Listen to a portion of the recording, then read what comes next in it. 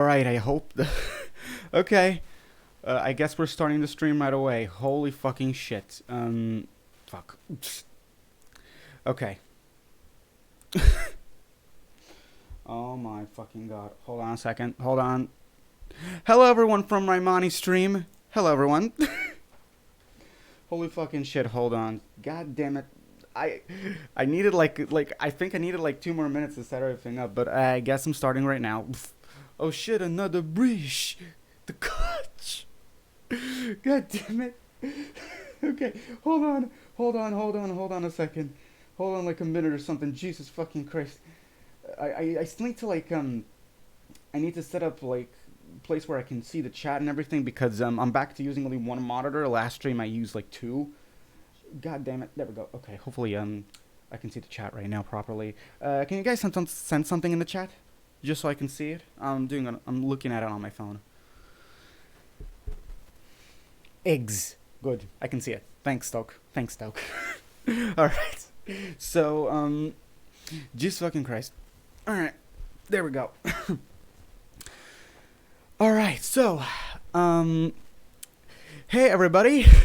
So, today I have released, the Rayman 2 version, I guess, of the CPA engine / editor, that the original engine that was used to make Rayman 2 back in 1999. Today I'm gonna teach you all how to make some crusty levels in it. But of course, before I do that, I just want to say that making all of this stuff work in the engine and editor could not have been possible without the amazing work of the modding community, aka Julie, Robin, Add Solution, Hogsy, and even my boyfriend Zeta. So shout out to all of them. Uh, so yeah, hopefully you guys will like this. I'm just trying to set everything up now because holy fucking shit. Shit. Oh fuck. If only I had everything ready already, but I don't because I'm a dummy.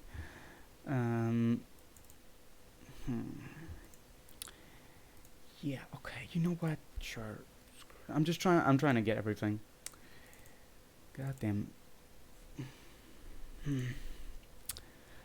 Let's see. CP original. Okay, where's my damn? I need textures first and foremost. I want to try and get just some basic textures, just so I can do stuff with this. How about I just use I'm just trying to get some random textures just for the level that I'm going to be making here.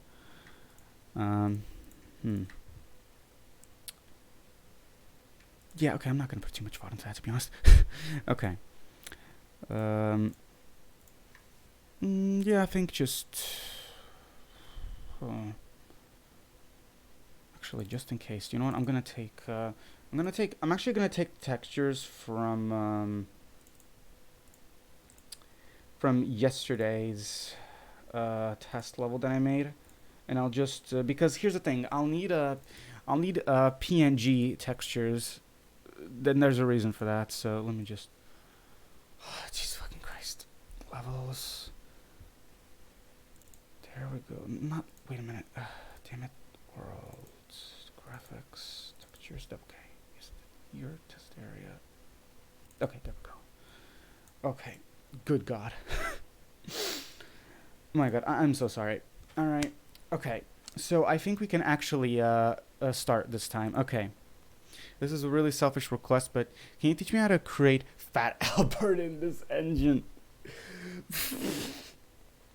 That is a private request that I may tell you later. that is a private request, if anything. So yeah.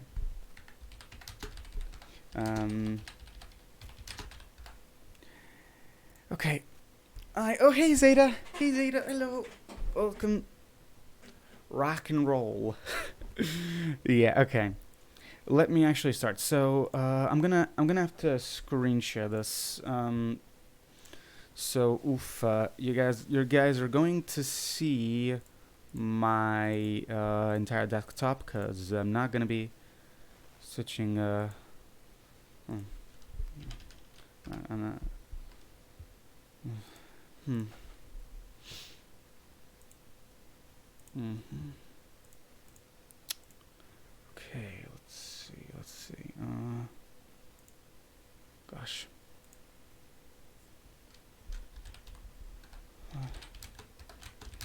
Trying to.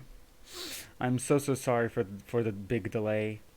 I actually wanted to start way earlier, but it's fine. It's fine. Jesus fucking Christ.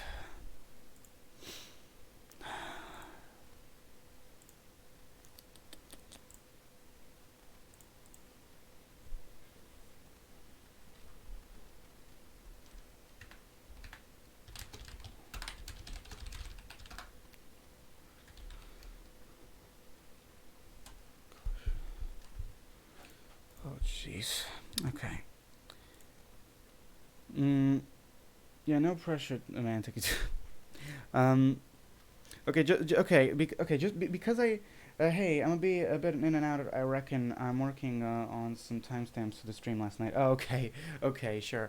Just so you all know, uh, I was actually going through the RPC yesterday, or not yesterday, later, earlier today, and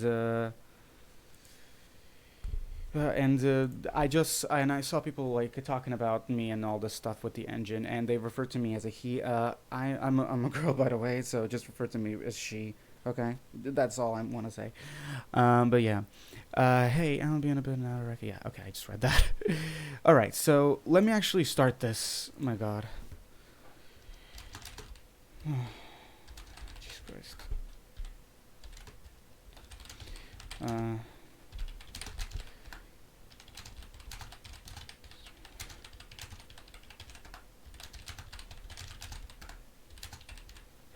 Jesus Christ. Okay. All right. All right.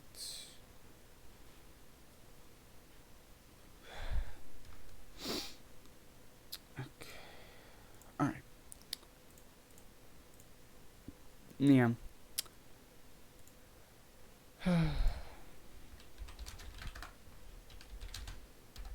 All right. Okay. I think I can finally start. Sweet Jesus Christ. let me actually focus on the display here. All right. So.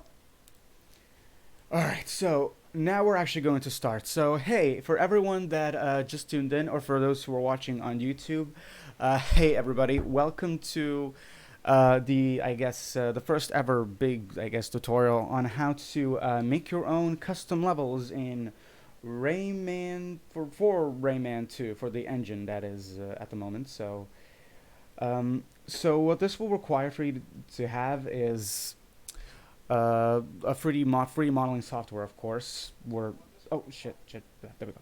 Yeah, this will require, of course, 3D modeling software. It will require a 3ds Max 8 because of a plugin that's needed to export levels, convert levels for the engine and such. So for now, I'll just be making like a simple level and such. I released the engine and all that stuff, and some bonus stuff earlier today. So if anyone can link that, if anyone wants that, if anyone can link that in the chat, Jesus fucking Christ, that I would greatly appreciate it. If, of course, someone here doesn't have it and wants to try it out. So yeah, I'm just gonna make like a basic level for testing here.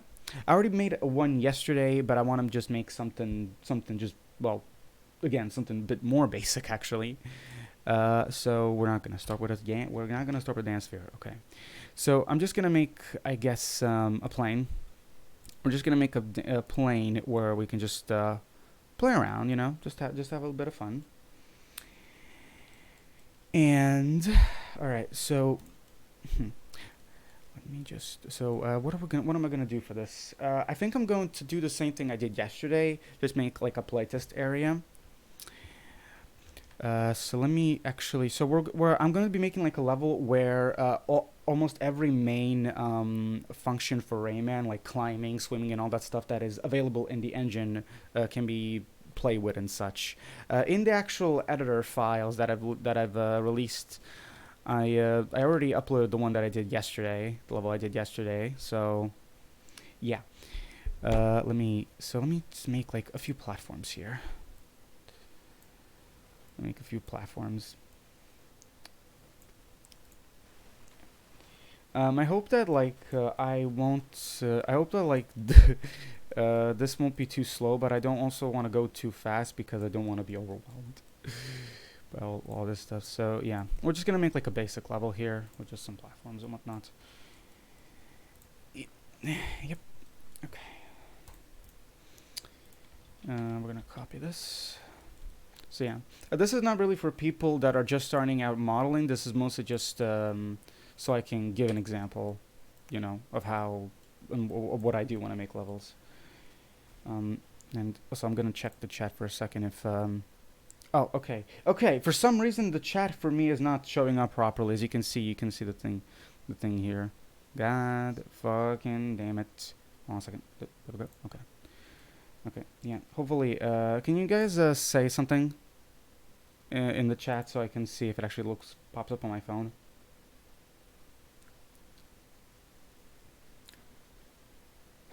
Jesus fucking Christ.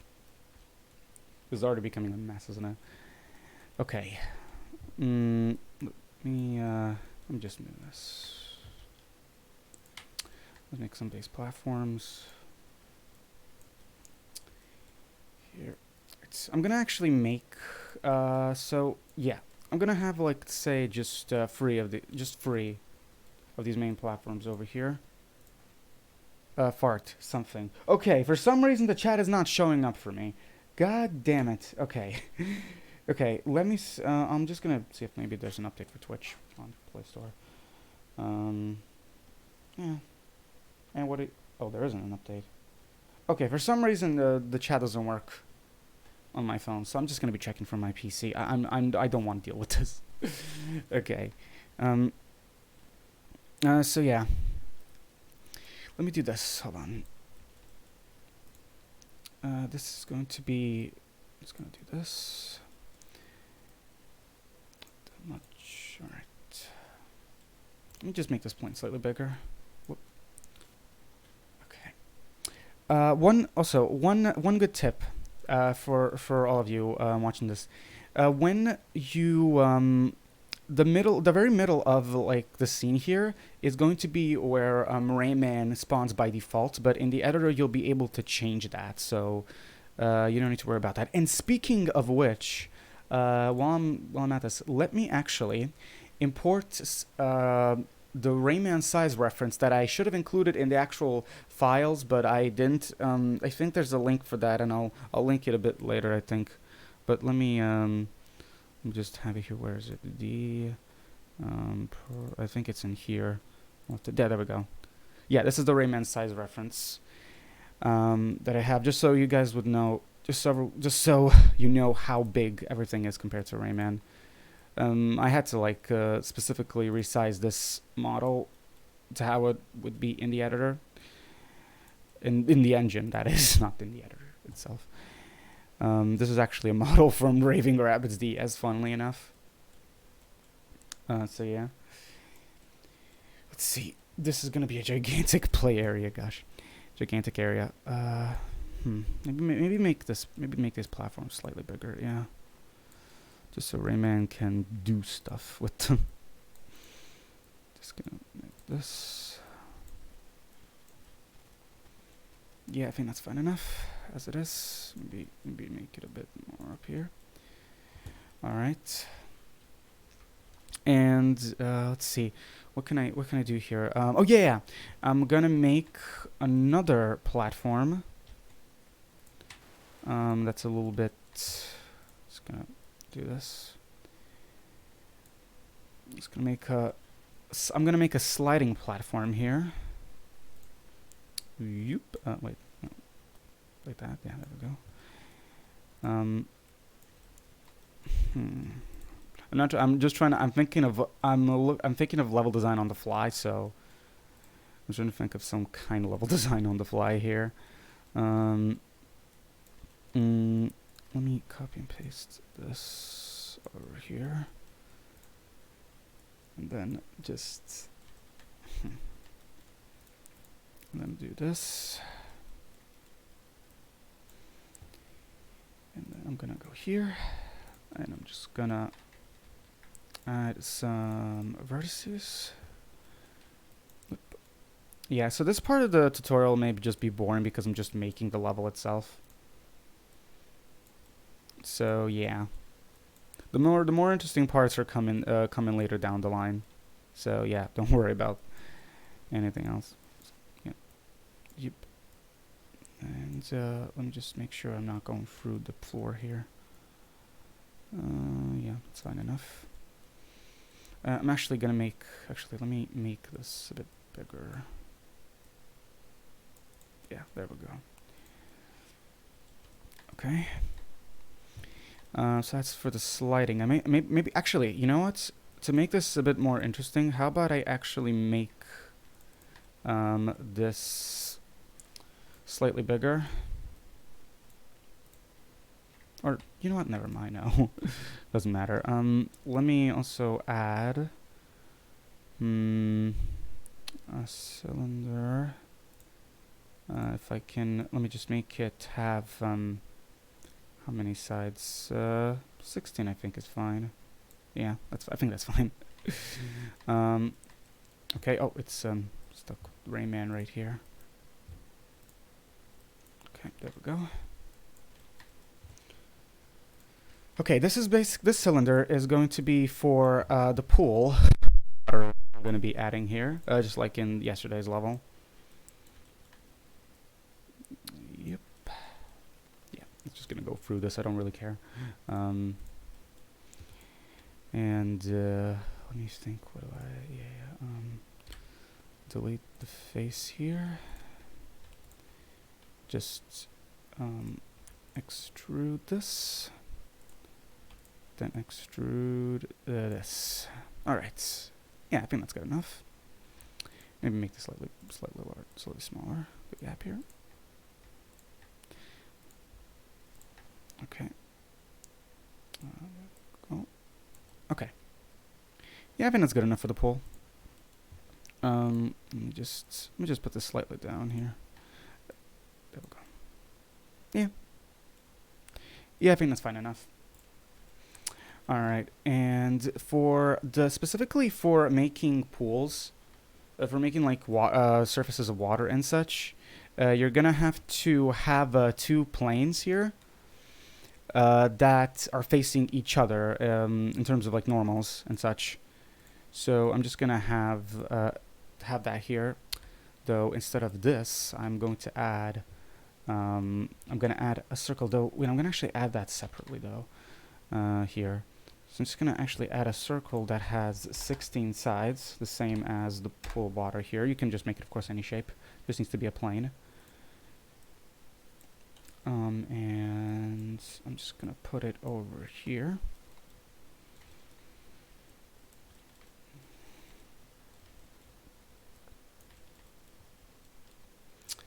All right, let me just check the chat for a bit. God. Hey, Imp here. How do I become a tier 3 sub? What?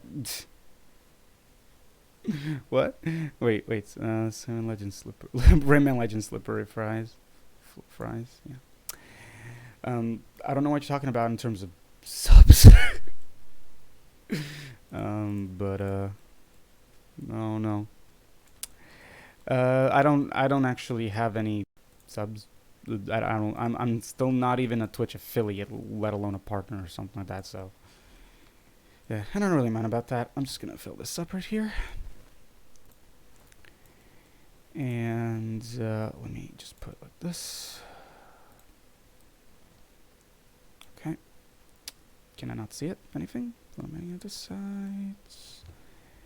No, but something's telling me that I'm probably gonna have to move this slightly. Yep, there we go. Wait. Yeah, I think that's good enough. Just need to wait a minute. Just gonna do this. Okay. Alright, okay. So that's one plane. There has to be two planes, one for entering his swimming states, and another one for him getting out of the water.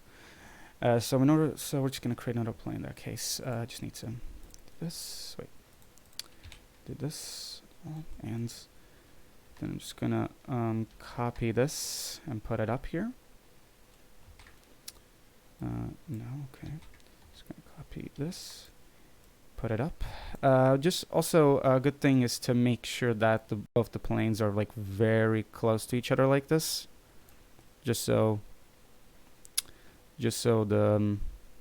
so you can actually so there wouldn't be any bugs related to swimming in your level and to getting up outside of the water. So okay, that's good. Now when you do that, once you do that for the water, you're gonna have to check if the faces of the planes are the normals are facing each other. So I'm just gonna go over here and select face orientation. So everything here that is blue is facing the right way. Specifically for Blender here, everything that is marked blue is something that Rayman can interact with. So in that sense, I'm going to be checking if I'm going over to this perspective again. Go inside here and check. So as you can see, this is facing up and not bottom. So I'm gonna. All right, so I'm gonna have to select the. Yeah, actually, let me go to like just there we go, face select. And I'm just gonna select this, and I'm gonna go to mesh, normals, and flip. So now these two planes are facing each other. So that's good. That is how you make proper collision for the water. Bingo Kringle. Also, yeah, hello there. Jesus Christ. Okay. And now let me just see. So yeah. So that's how you do that. So we're done. So we're basically like done with our little with the little pool here. Let me make another thing for how about what can I else what other function can I test other than the swimming? You know what, actually, you know what I can do? Just like I did for the previous level, for the level yesterday, I can add a whoop. Oh, that is wait a minute, did I?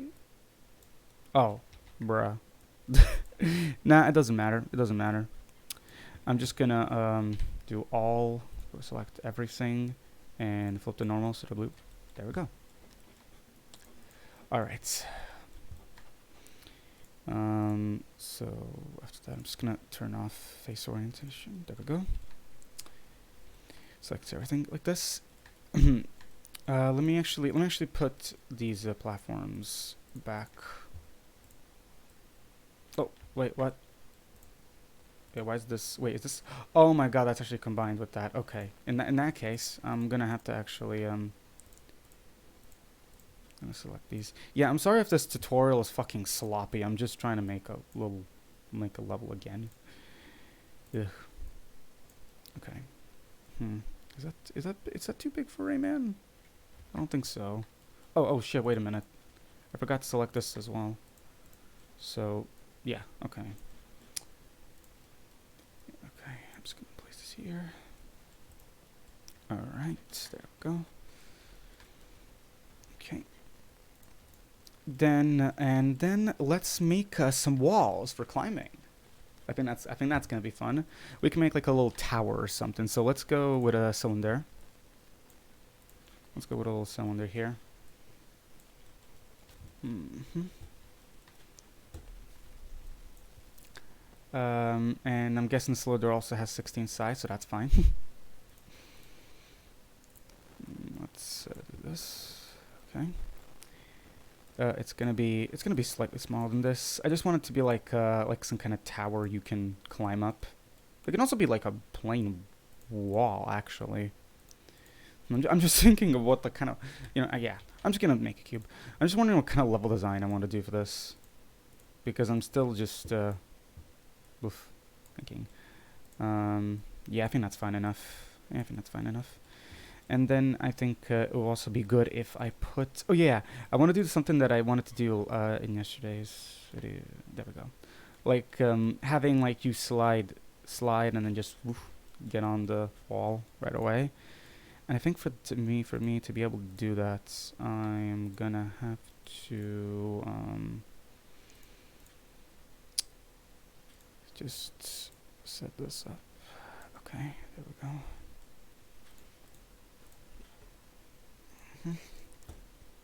Set it like that. Like this. Alright, I think that's fine for that. And then I'm actually going to try just making like another wall here that I can climb up. Yeah, I think that's I think that's good enough. There's no wall. We haven't figured out how to do wall climbing yet. But yeah, I'll be back in a sec. Hold on, Squimbo. Yeah. Yeah. So yeah. I hope. Gosh. Okay, let me see. I hope that I'm not. That this is being going okay for you all. Okay. Let's see what else. Oh yeah, right. Let's make some bouncy platforms. Because we're going to be testing that mechanic out as well. And for that, I think I'm just going to add a circle. Just a circle. And for this one, I'm just going to have it have 8 sides instead of 16. And I'm just going to have it be here. I'm going to make it slightly bigger. In the test level yesterday, I made like mushrooms, but I don't want to waste too much time on that at the moment. So yeah, let me just do this. I'm just gonna make like those bounce pads from like Rayman Free, from the Fairy Glade. Yeah, I'm gonna make those. Though the textures are not gonna be the same, obviously. Yeah, I'm just gonna make those little bounce pads. This might be too big though, so let me make that smaller. Yeah. Okay. Okay. Yep.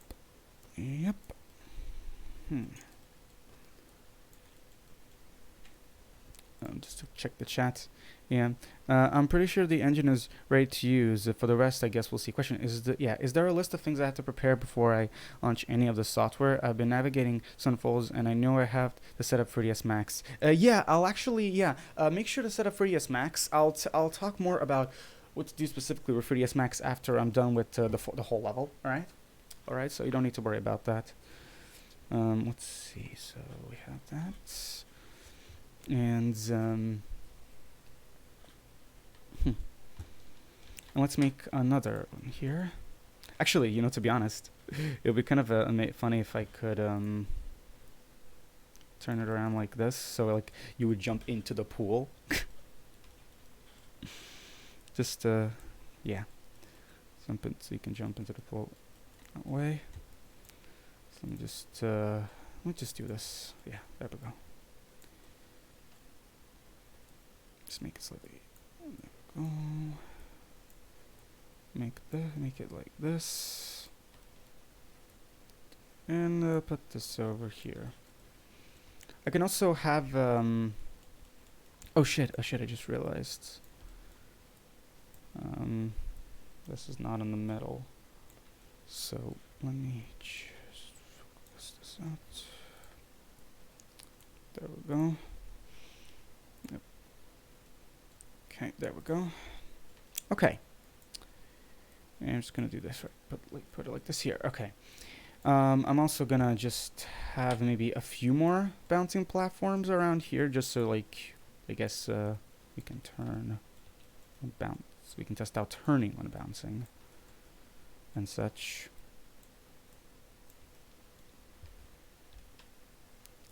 Yeah. Let's hope that works well. I'm actually gonna move this a little bit over there. Yeah, I think that's fine. Okay. Yep. Okay, so we have our little bouncy platforms there. Okay, so we got swimming, we got canyon, we got that, which I could actually I'm gonna make like a T shape here. And just extrude this like this, so we can test out like the gymnastics hanging, how it's called in the editor, max_gi. T. We made a T. Okay. Yeah, I think that's good. I think that is good. All right, and I think for the main level geometry, I'm technically done. I'm just gonna make like a little plane here that will act as like a def zone, I guess. Oh yeah, also another thing I forgot. I need to actually add that in as well. Let me just do this, just so I can see everything. I also forgot to add a little arena, because I'm also going to be showing how to spawn, how to have like at least the basic pirate enemies and such. So that's gonna be fun. So let me add maybe like maybe I could just instead of this, let me like do this. Let me just spread this a little bit over here, so you can have like a little fighting area over here.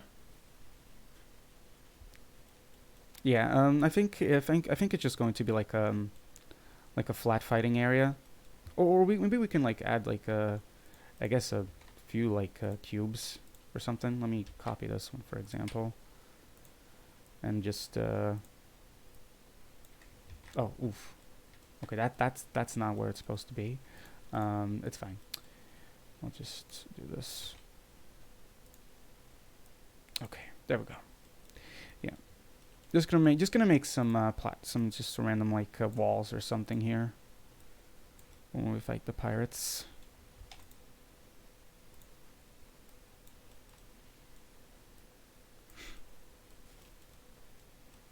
Yeah, there we go. Maybe this. Yeah.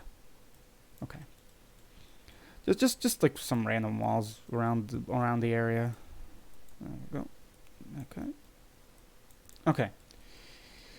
And I think that I think because the pirates can spawn pretty far away from you depending on what you set up. I think I'm going to actually maybe have the arena be slightly further away. Yeah. So this would go here. Yeah, and I can also like try and just make some kind of doop. Okay, there we go. Not like that. Okay. Yeah. Yeah, I think that is fine. Yeah, okay. Alright. So that's basically just gonna be the line for where the arena is. I can make like a little entrance there, but to be honest, like I'm not gonna add too many details to this, so let's just stop from that. Stop there. Yeah. Thank you, bows to cheering audience. Yeah. I heard the parrots. Wait, the parrots? Okay. Okay, so, oh yeah, one other thing that I should mention. So, this is very important. So, you gotta make sure that each of your items, each of your objects, are are around 500 to 1000 vertices max, because if an object is bigger than that, it could crash the engine slash editor when you put it in. So yeah, just know that. Now, what else did I want to say? Yeah, as well is that it's recommended to make a skybox and to not just have a plane like this. So I'm just gonna do that right now. I'm just gonna make like that's a plane. I'm gonna make a cube, like a simple giant cube to act as the skybox. There we go. Yeah, so this is basically going to be like the skybox for this like little test level. Because here's the thing. It's recommended to have a skybox that's pretty gigantic because Rayman has a hard time knowing what is ground and what isn't in when he's on like the highest when he's on the highest platform in the entire level. Like if how do I explain it better? But yeah, basically just make sure to make a skybox so Rayman doesn't glitch out because of collision. You know, when he's standing. So yeah, so let me. Okay, so when I'm done with since I'm done with that, let me check face orientation. I suck at explaining certain things. My God. Oh shit. Oh, would you look at that? These little things are not properly oriented, so we gotta fix that. So flip. Yep, there we go. And the sky as well. The sky as well. Everything mesh normals flip. All right. Okay, there we go for that. Okay, so now that we're done with that coolio thing. All right. Okay. So now we're done with that. Let me just turn off face orientation. Okay. So now that we're done with like the main test level mesh, we're gonna make we're gonna add some textures to this. And what's important is that your textures have to be a TGA file format, which I'll be showing you actually how to convert later on, I think. Or maybe I can even do it now, but I'm not too sure. If you guys want me to show you how to do that, it's fine. But the thing is that you don't have to actually have the textures be TGA yet.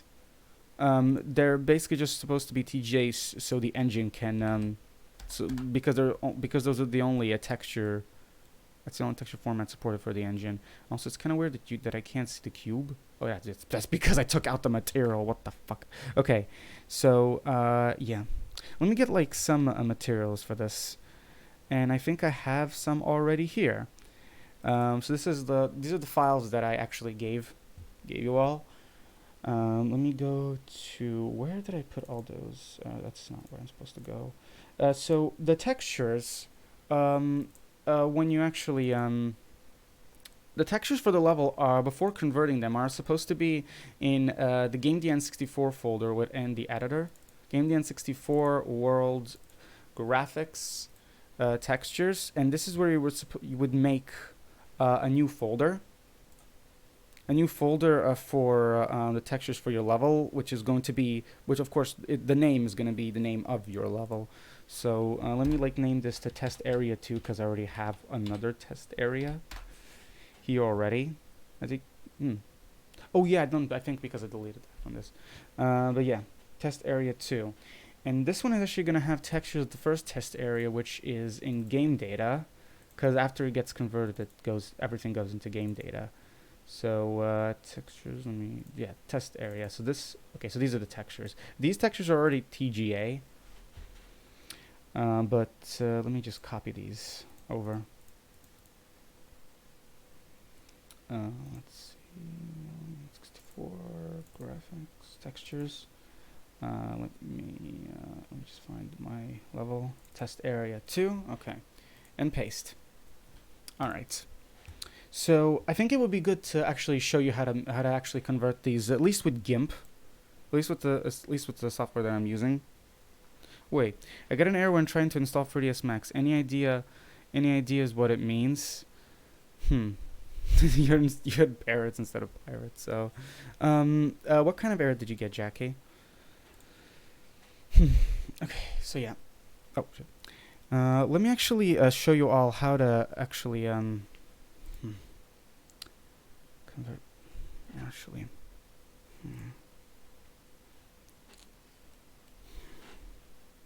okay, okay, guys.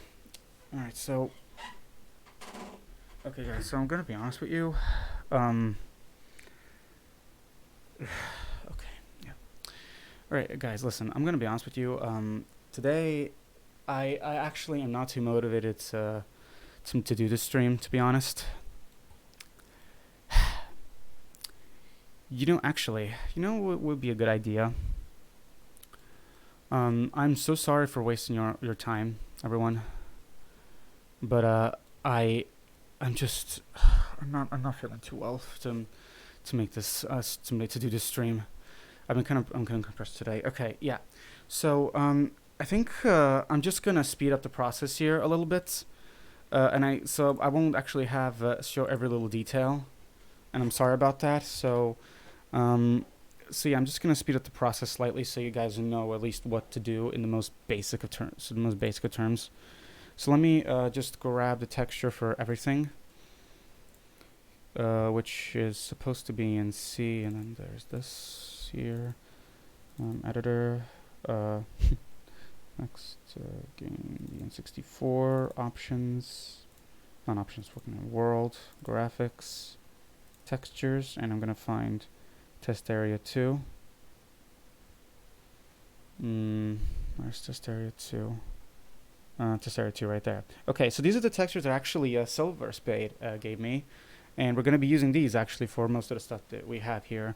So for the sky, for example, I'm going to be using this one, and of course in whatever like 3D software you're using, you're gonna have to set up the UV mapping for each object in the software you're using, because it's actually kind of complex in Max 8, and it actually just saves a lot of time. So what I'm gonna do here, just to make it easier for me, I'm just gonna go cube projection. Also, for some reason it's not showing them here, but if I go back to shading, yeah, now it shows it properly. I'm gonna do the same for this. And this one is going to, okay, this one's going to have another, sure, let me just grab it again. So, graphics, textures. I'm actually going to, test area. I'm going to actually copy this, just in case. And let me have this one be for this. There we go. Okay, now I'm just gonna go back to UV mapping, and I'm also gonna just scroll this away so I can get to the material view. I don't know why by default there's can't see any materials. Yeah, it's actually just really bizarre and strange. Okay, so after which, so we got that. Let me now do this. I'm gonna just cube projection. Yeah, there we go. Cube projection? Okay, there we go. I'm just gonna do this, and not that. Just gonna spread like this. I'm gonna tile it like this. Doesn't really matter at the moment.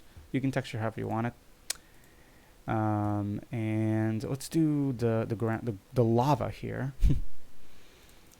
So let me do that for the lava, which is this right here.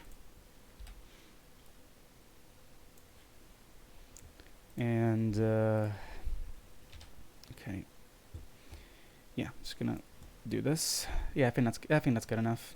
Okay, let me see.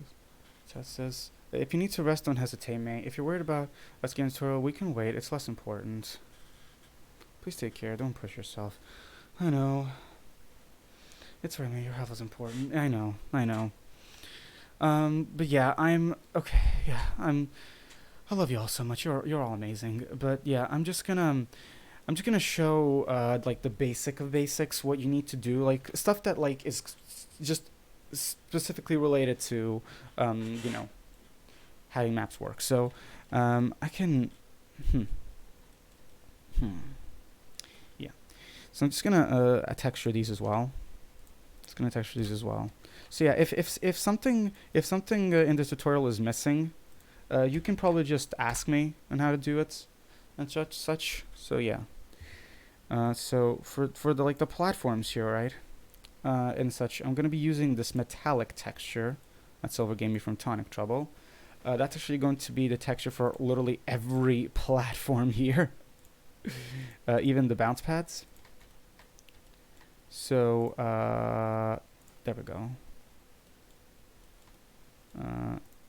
I guess I can't. Yeah, I guess I'm gonna just not that material. This material.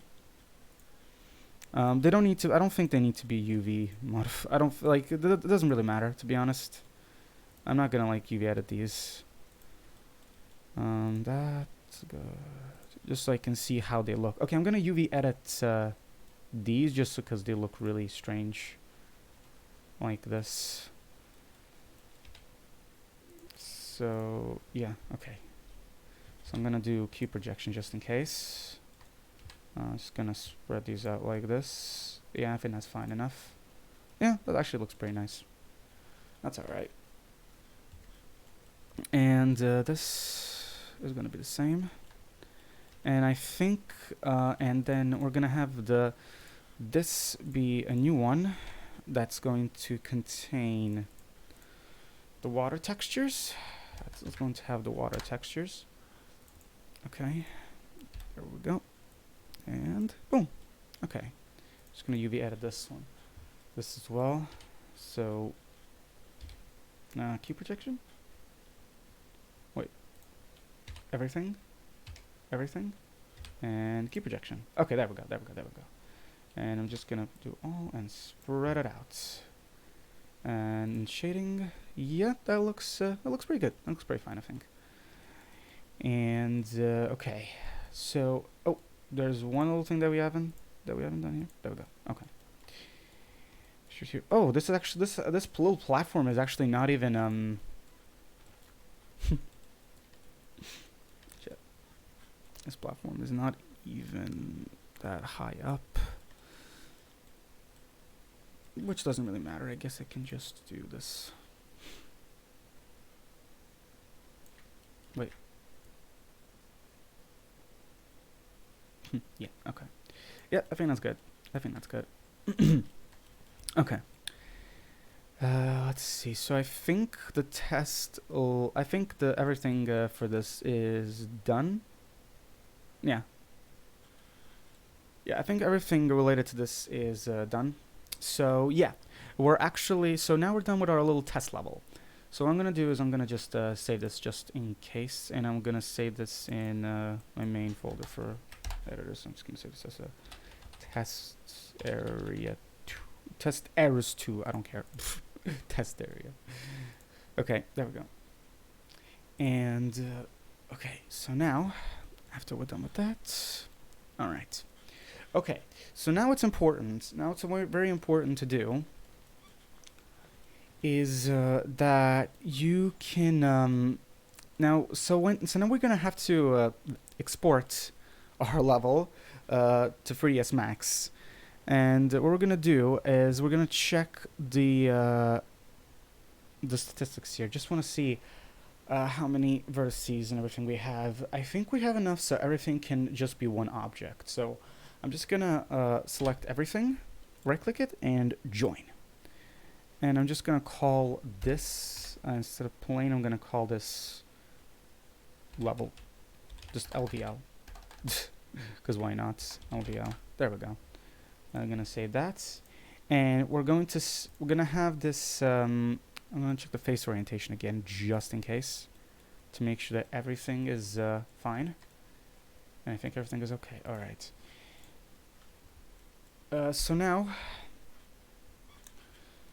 we're gonna again, and okay. So now I'm gonna actually export this as an OBJ, because that's the only, I think, file format here that 3ds Max can actually support. So I'm actually gonna put it not there, but I'm gonna put it in here.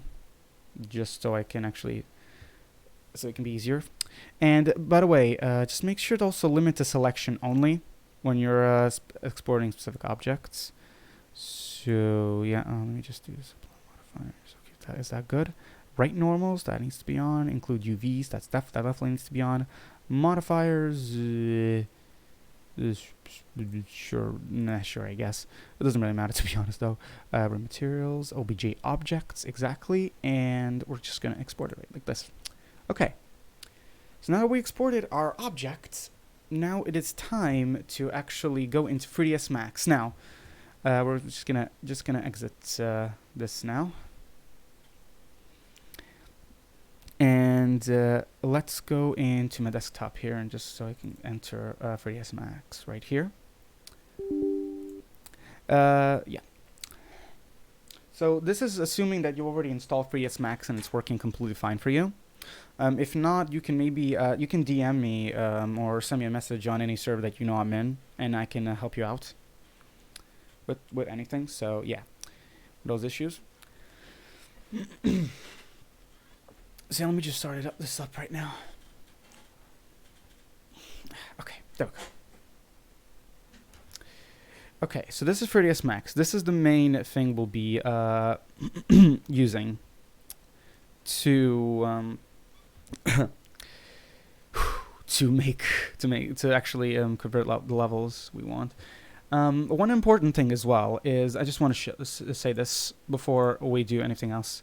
So I also put it here in the 3ds Max thing here, the Max Level Export plugin. This plugin right here, modexport.dle, that needs to be put, that file, it's already in the text file right there that I explained it kind of, but you need to go into the actual 3ds Max say directory here, wherever you installed it, and put that DLE file into the plugins folder right here, because let me see if I can actually find that actual file. Yeah, there it is, right there, modexport.dle. So that's where you need to put it.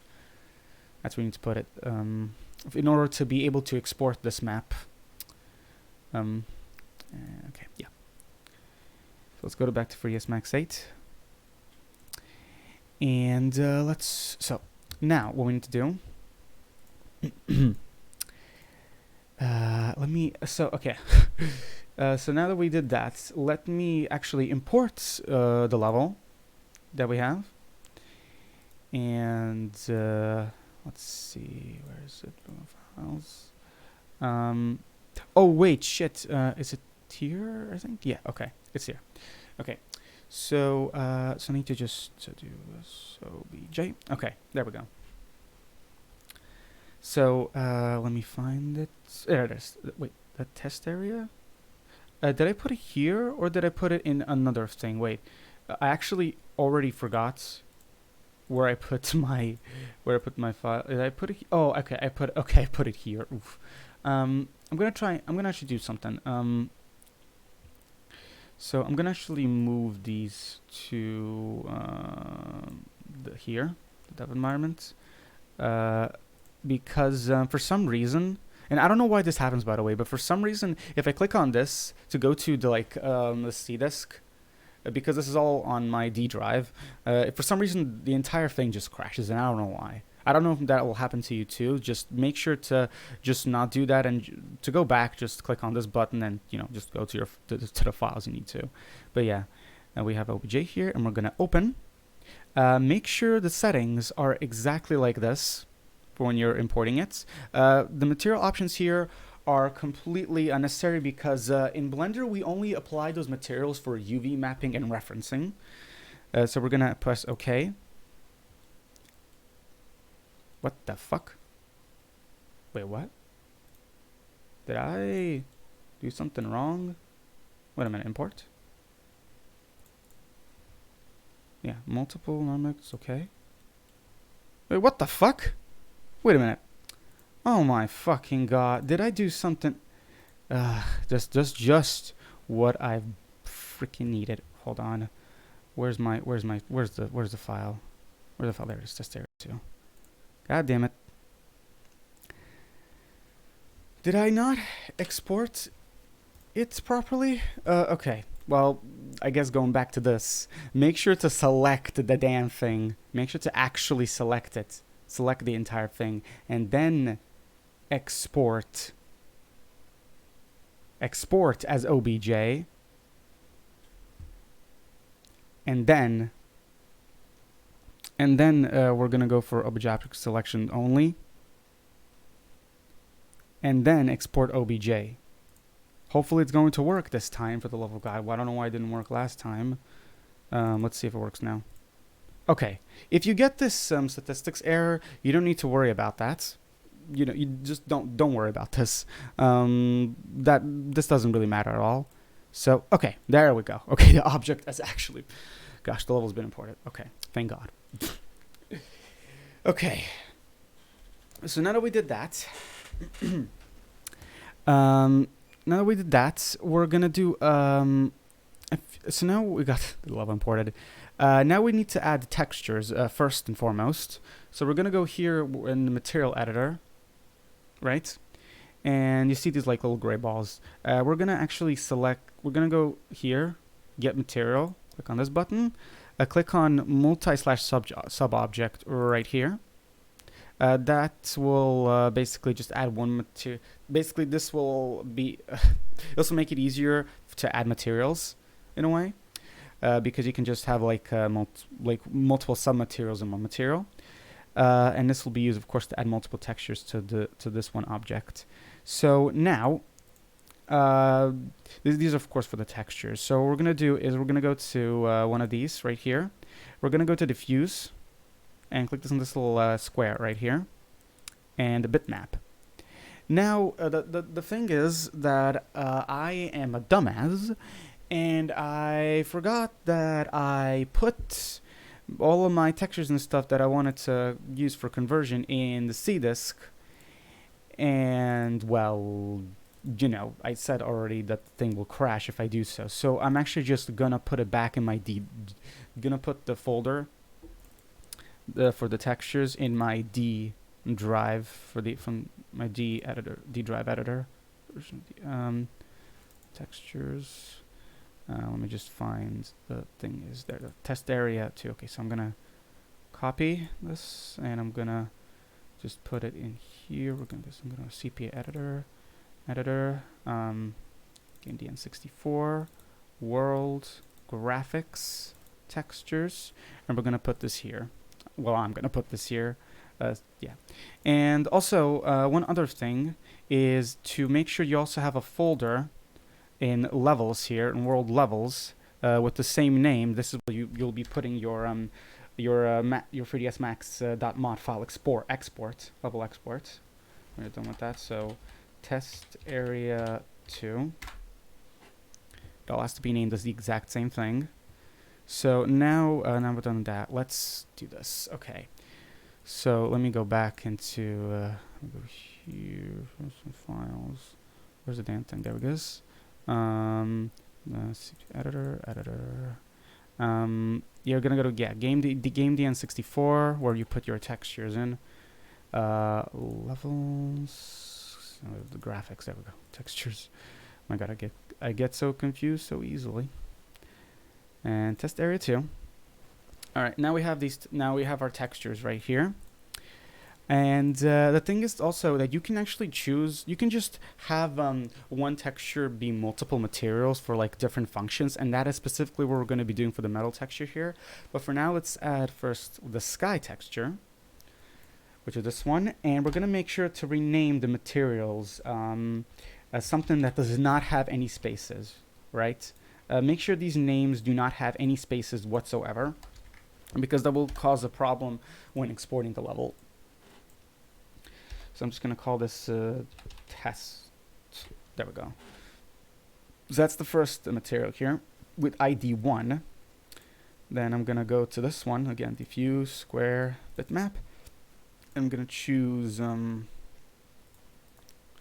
me choose, I guess, the lava. So I'm going to call this lava 1, and then I'm going to go back here and call this lava, right here. Hopefully I'm not going too quick for you all.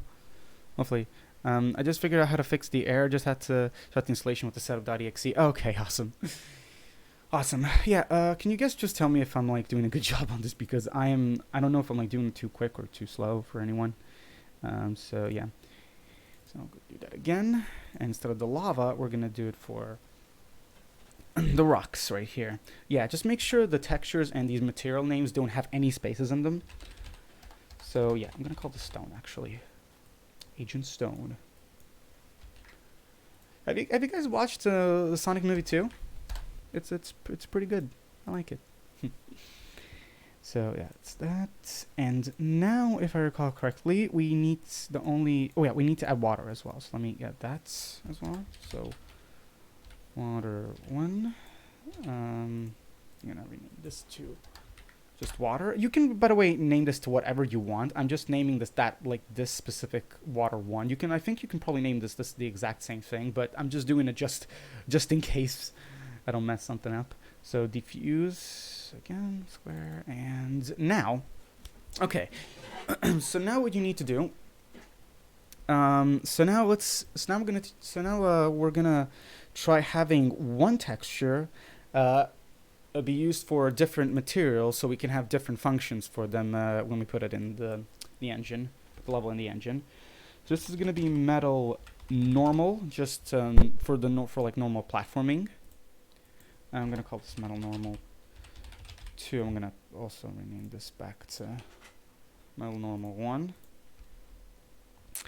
And then I'm gonna go to this one, and I'm gonna choose the exact same metal texture, and this one's gonna be, for example, for climbing. So I'm gonna call this metal climb 1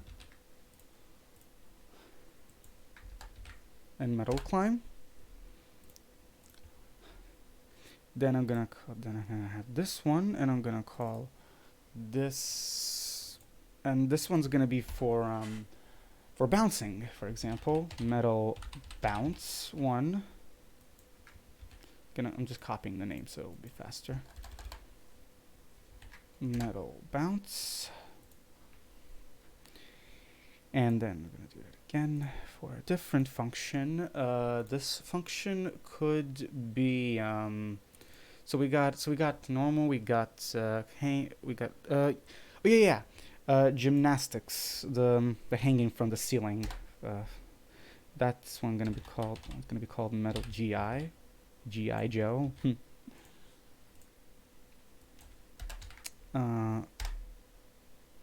Let's go. Hanging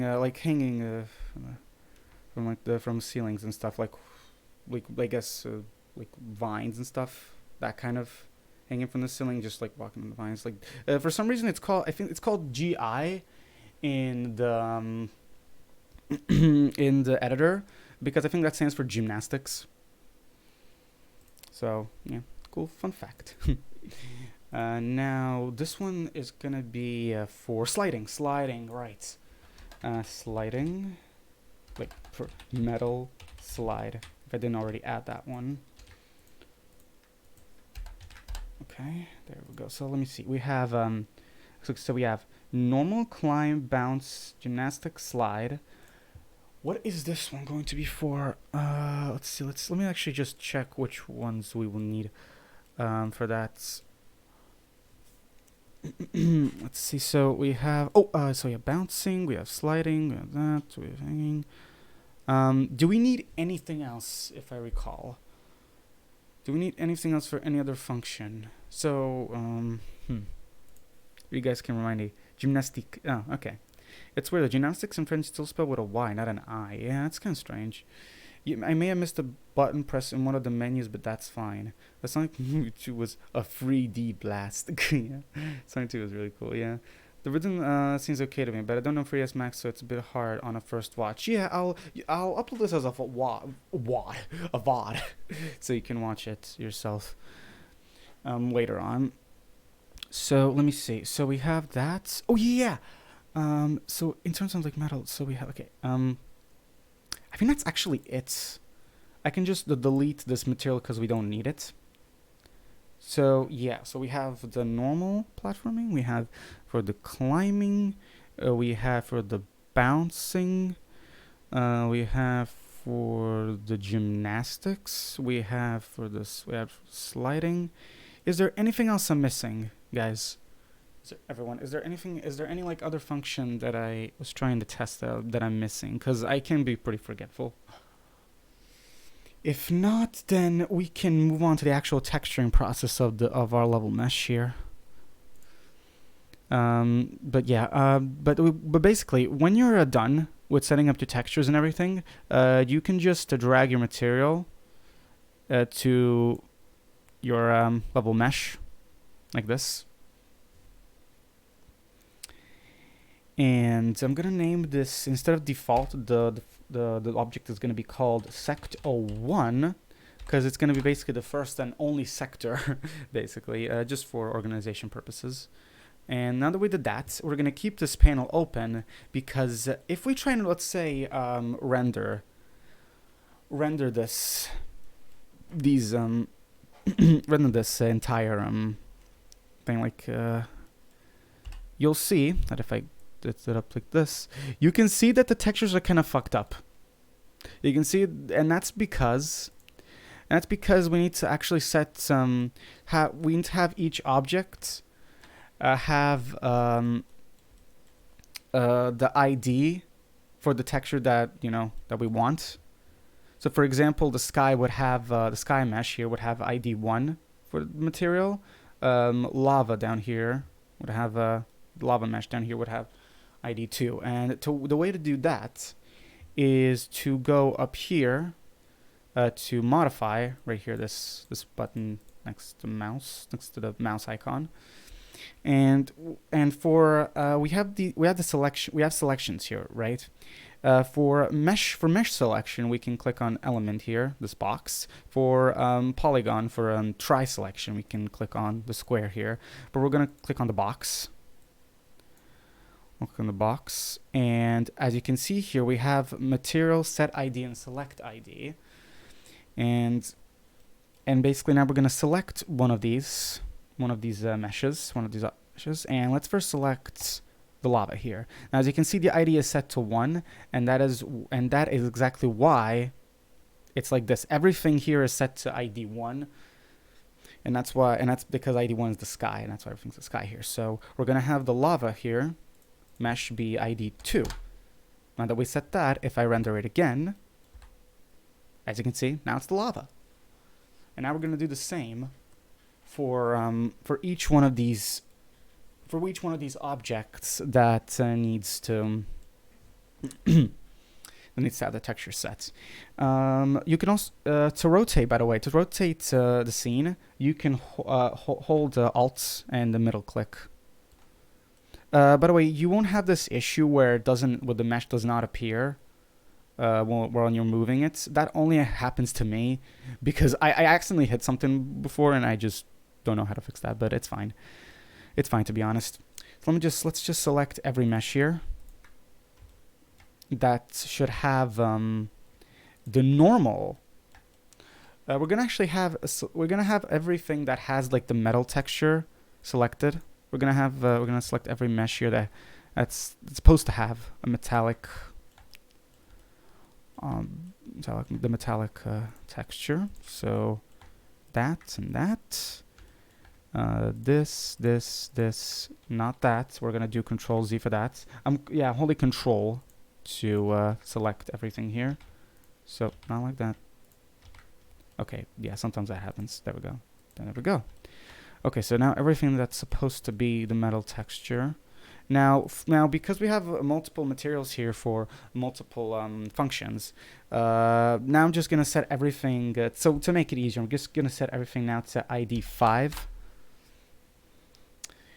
And I'll modify specific parts of these meshes so they would be a specific material here, so the functions would work in the editor. Now now let me do the main ground here, which will be stone, and that's ID 3 right here.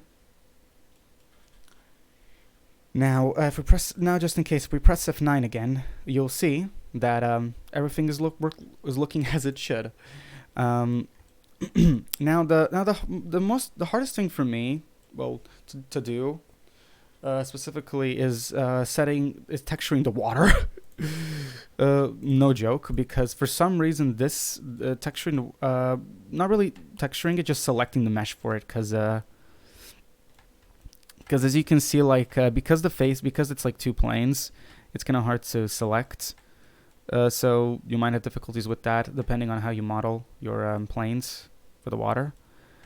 But yeah, I'm just gonna have to select both of these.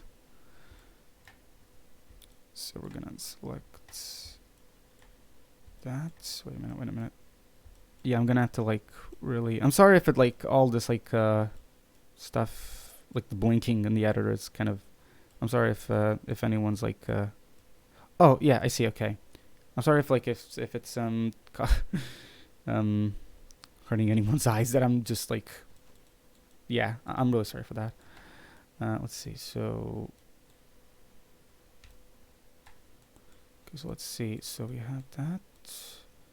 Now if I go down here, let me just yeah, as you can see, okay, that's the plane. That's the top plane. So we're gonna select that by holding Control. Yep, selections for these are fucking dumb sometimes.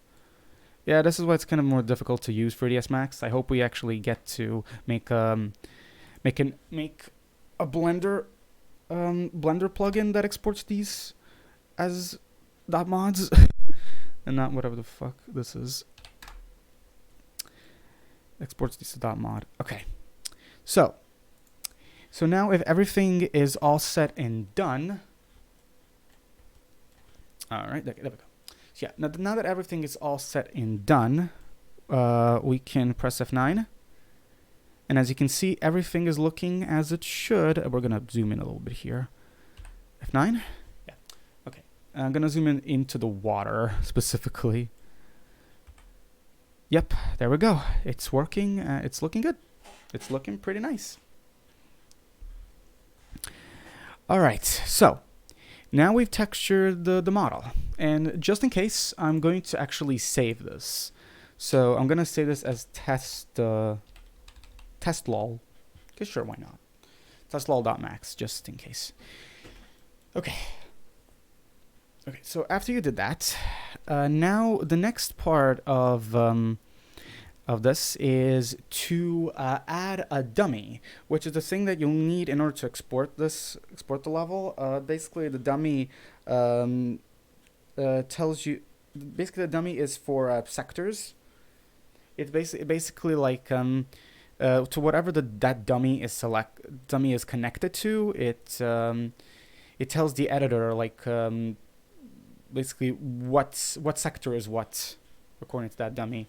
It's a bit more complex, but you don't really need to worry about that if you just want to make like a simple level, or just to be honest, making levels in general. Like I don't think you really need to know that. Just know that you need to add these dummies for like for sectors, for like specific sectors you want to add. But the sector stuff is not really necessary at the moment because I might teach you all that later on, but who knows? I can probably do something else with that. But yeah, regardless, to add a dummy, you need to go to helpers here, which is like this little deck type icon. We're going to actually add one dummy because we have like one sector here.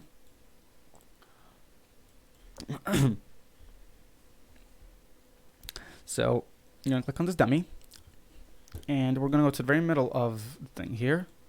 Oh my god. I'm so fucking dumb. Guys, you know I'm so fucking dumb because I actually forgot to remove Rayman from the fucking level mesh here. I forgot to remove Rayman. He's just supposed to be a freaking reference point. God damn it. Yeah, just make sure to delete the Rayman Size Reference after you export the level as OBJ. Just make sure to delete that. Yeah, I'm sorry.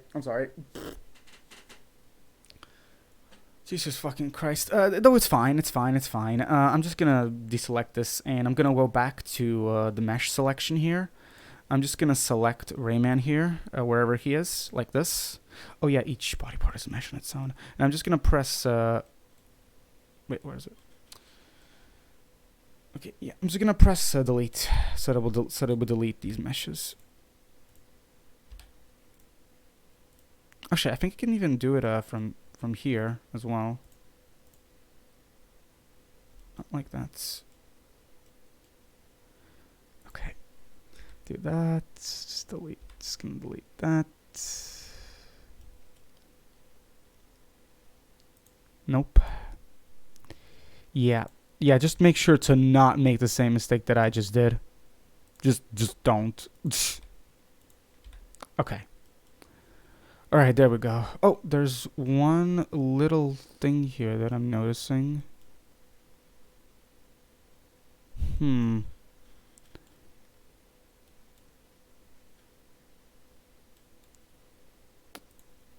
yeah, I see like a little thing there. But I don't know what exactly it is. Can I like select that? Yeah, I don't know if... Oh yeah, there we go. Delete. I don't know what that was. That was like a little smidge of the model. Okay.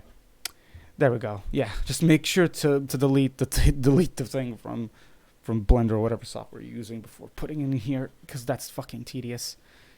You dereference a null pointer. Open your eyes.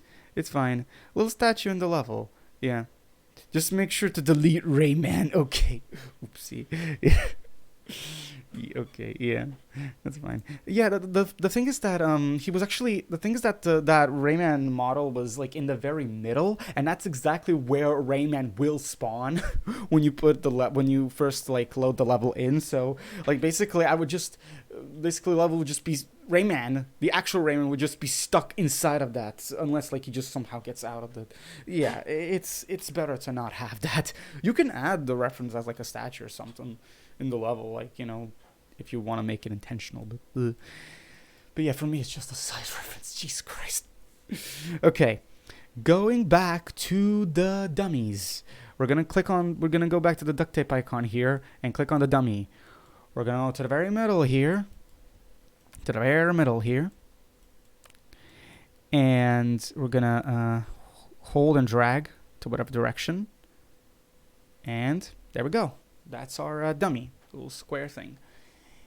I'm just gonna right click on a scene to deselect it.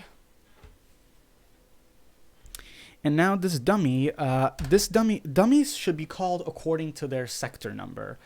So this would be SCT-01. You have to name the dummies SCT and the number 01, 02, 03, 04, and so on and so forth. The level objects, you can name the level objects literally anything, so I can rename this to whatever I want, but the dummies have to be specifically named SCT and a number after it. Yeah.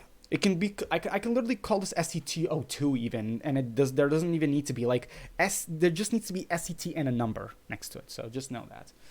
So now that we did that, we're gonna select the object here, the level object, the level mesh. I'm gonna select and click on select and link up here, or next to these back and forth arrows. And now I'm gonna press H, the H key.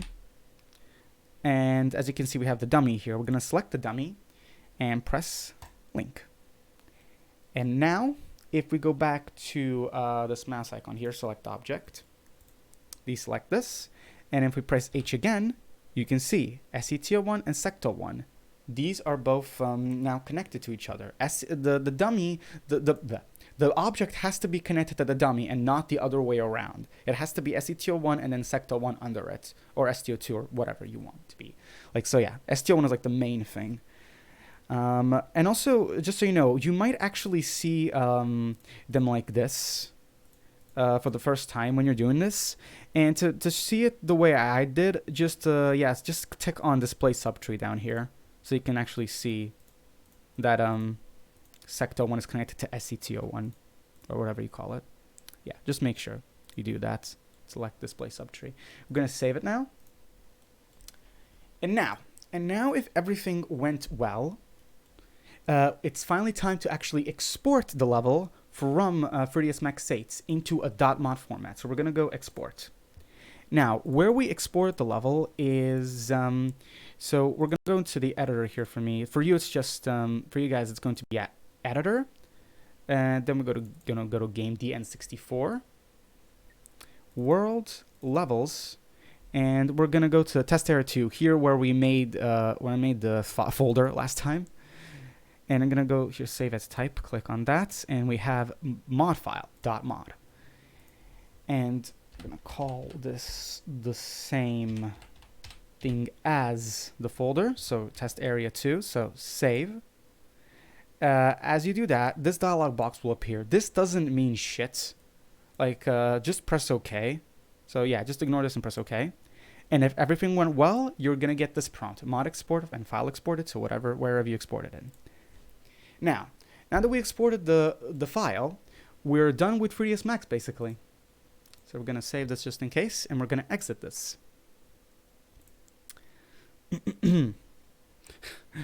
Rayman will be encased in stone, taken for granted, if you will. Yeah. Okay, so now that you did that, we're going to be going to, we're going to go outside the editor folder here and into the apply folder. Now we're going to be creating, we're going to be generating scripts for our level. For our level, so it can work in the editor. So once you're in the apply folder, go to max 23 dots. That's the application we'll need. win_m23d, debug, and win_m23d right here, the application. Now I'm gonna open it.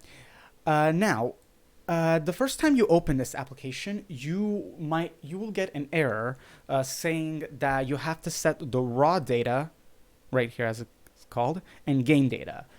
The game data, so for the raw data, just press OK when you get the error, by the way.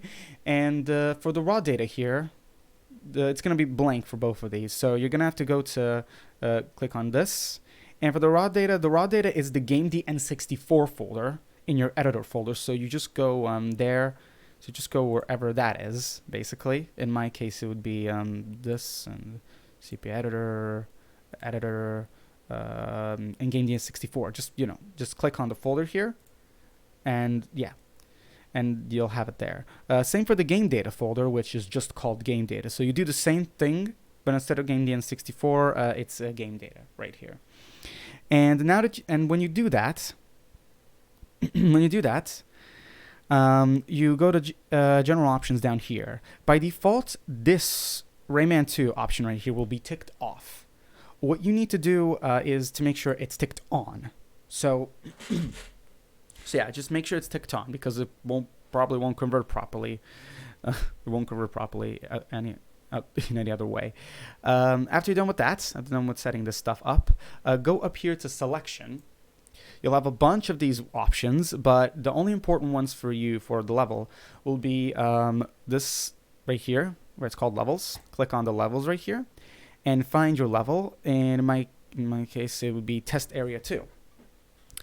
And another thing that will probably for you, that will be by default for you, is that conflict information right here will, for all of these options, it will be all set for 3ds Max right here probably, or for the editor. And what you need to do is for the first three here, zone collision sector parameters and super objects flags, those need to be set to 3ds Max right here. But for the materials, they need to be set for the editor. The editors here, right? And once you're done with that, you can press the convert button down here. And there we go. Our level has been converted. Now, don't worry about this warning N64 thing. This is only this warning will only matter if you're trying to make a level for like an actual N64 ROM, right? So I guess be aware of that if you actually, like, say later on in the future, make like a ROM hack or something for the N64 version of Rayman 2. But in our case right here, this is completely just. We just don't matter. Just ignore this error if you're not planning to do anything related to Nintendo 64 in any way, shape, or form. So just ignore that. It's not going to give us any errors in the level whatsoever. So now we're going to quit this. And once we're done with that, we can go back to the editor folder, because now we actually have we can actually now launch the level itself in the editor in the editor. In the editor folder, you'll have this application called init map. This is where you would choose map to load, as it says here in the file description. Choose the maps that are that are already in the files that have been converted. This was actually made by Spitfire, so if you're in the chat, Spitfire, you're awesome. Without this application, we would have to type commands like in command prompt, and that's very annoying. So yeah. So we're gonna double click on that, and we're gonna find test area 2 right here. And then we did that, we'll press OK. And now we're just gonna wait for the level to load. Ubisoft. It's gonna load all this stuff up. Be aware that sometimes it might take a while for things to load up if you're like loading the engine or something for the first time. And yeah, just wait. And there we go. We are in the level, and I have my school bag with me. So yeah, there we go. We are in the we are in our level. So yeah, it's pretty cool. And now we're going into editor-only territory, because we already converted our level and it's in. Now everything from here on out is going to be only related to the editor itself. So yeah. So first things first, if you actually have an object that is UV tiled, right? That has like seamless patterns and stuff like that for its texture. You might get an issue where it's like this, or it's like stretched out by default, like it doesn't look right, and that's because the tiling is by default off for certain textures, some levels when you convert them. So what you need to do for that, to fix these texture issues, is that you need to go to the editor itself, and to do that you press F2 on your keyboard. So we're going to do that right now. So no all. And yeah, now we're in the editor itself, as it's quite a doozy, isn't it? By the way, don't mind this weird glitchy void. That's DG Voodoo. That's the graphics driver that for the editor. It's really weird. Just ignore that. Don't mind this. Don't mind the gap. Mind the blackness. mind the darkness in this part. So what you need to do to fix these textures up that have these weird tiling issues, you would go up here to this Mandelbrot icon called Material, and as you can see, you have a bunch of these. Now you can see you have Ed right here, and at the bottom here you can see you have all the materials. Now naturally, these materials should of course have their icons. Wait a minute. Yeah, naturally these materials should have their own icons, like according to the thing. Also, wait a fucking minute. Wait a minute.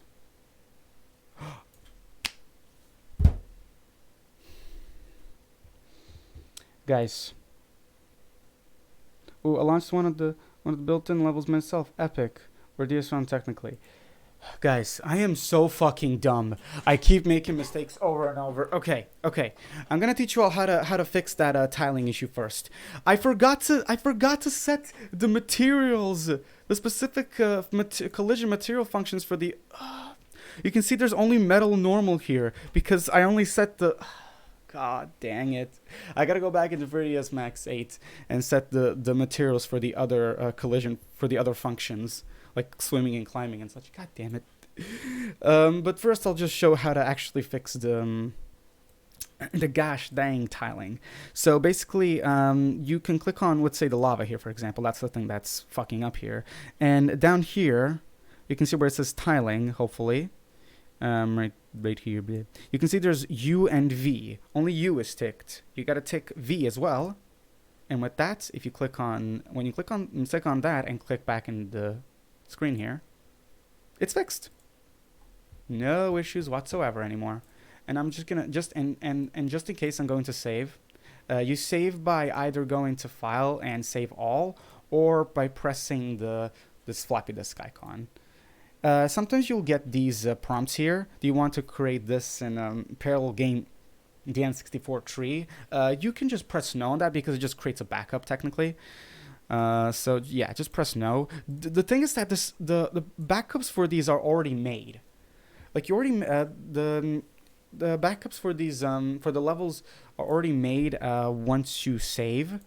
Basically, like for example, you see right now I have a game data 0.000. This is the backup of the files that I just modified for this level. So basically, as the more you save, like I'm gonna click it 2 more times, the more of those folders will appear. So if I refresh, I think. If refresh, I think I'll get more. And if you don't get more folders, that's just because you didn't modify anything, of course. But yeah, it basically just happens when you like modify a specific thing. So yeah, once you do that, let me actually. Okay, so since I saved, right, I'm gonna exit this and go back into 3ds Max and to add those other materials to the goddamn meshes. Yeah, I'm so sorry. Like this tutorial's all over the place. Hopefully you'll understand, and maybe someone here will make a more compact tutorial. I'm like even the name for my stream here is like kind of compact. It's not really that compact because I keep messing things up, but I'm doing my best. So you know, I'm doing my best. Also, yeah, don't worry if this thing bugs out as like billion times. It's gonna stop eventually. So yeah, just don't worry about it. It looks like a virus, but it's not. Trust me. Yeah, don't worry. Okay, so we're gonna go into Open Recent and test lol max. Okay. I gotta apply all the proper materials to the proper parts of these meshes. So I'm gonna go back here into this, and I'm gonna select the object, and I'm gonna go into polygon selection here, and I'm gonna select. I'm also gonna go to material view here just to see what ID is what. So for sliding, I'm gonna do sliding first, and that would be ID 9.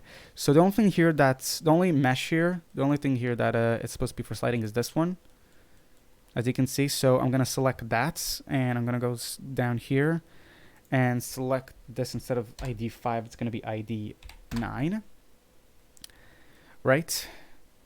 That's for that, and then I'm gonna go, and then and for certain other things, let me just okay, now I'm gonna select these walls right here. Let me just properly select them. Yep. Nope. Unfortunately, sometimes it just kind of messes up and doesn't select what you actually want to select, and it fucking sucks. Like, ugh. Yeah, you see what I mean? It can be kind of annoying to like set materials for objects.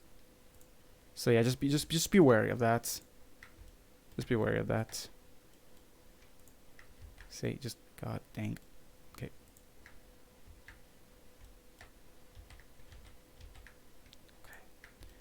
Go. There we go. And there we go. Okay. Now, and for this, nope. This, nope. What else? Okay, what else has been selected? I swear to God. Okay, nothing. What is selected? I don't get it. Oh, it deselects that for some reason. That is weird. Yeah. Okay, there we go. Yeah. Gosh, selecting these is very annoying. Okay, so for that's for the climbing. I'm also gonna have the pool, the pool walls here, have the climbing material. So I'm just gonna set those as well. Hopefully, it's not gonna not select these as I'm doing this. Look, it just deselected that for some damn reason. I don't know what the frick is going on with this sometimes. Yeah, see? Yeah, I have no idea. Yeah, just be wary of that sort of stuff. You have to have patience for this shit. You really have to have patience. Okay. Nope. There we go. This. Boom and boom. Nope. Guess not. There we go. Okay. Is everything that I want to be selected selected? Is it all good? Okay, I think it's all good now. So now instead of ID 5, metal climb right here is ID 6. So we're going to set that material to 6. Okay. Now that we did that, for the gymnastics function, gymnastics material, that's just going to be this, by the way. Just this bottom right here. Bottom part right here. So we're going to select these faces, and instead of 5 it's going to be 8. All right.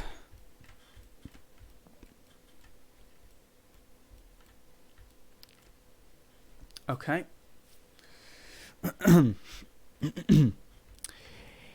And let's see, for what else? Now, okay, I think the last thing that I need to set is, so we got, yeah, I think I need to set bouncing now. And I think for that, I'll just go to this. I'll go to just mesh selection instead of poly selection because it's easier.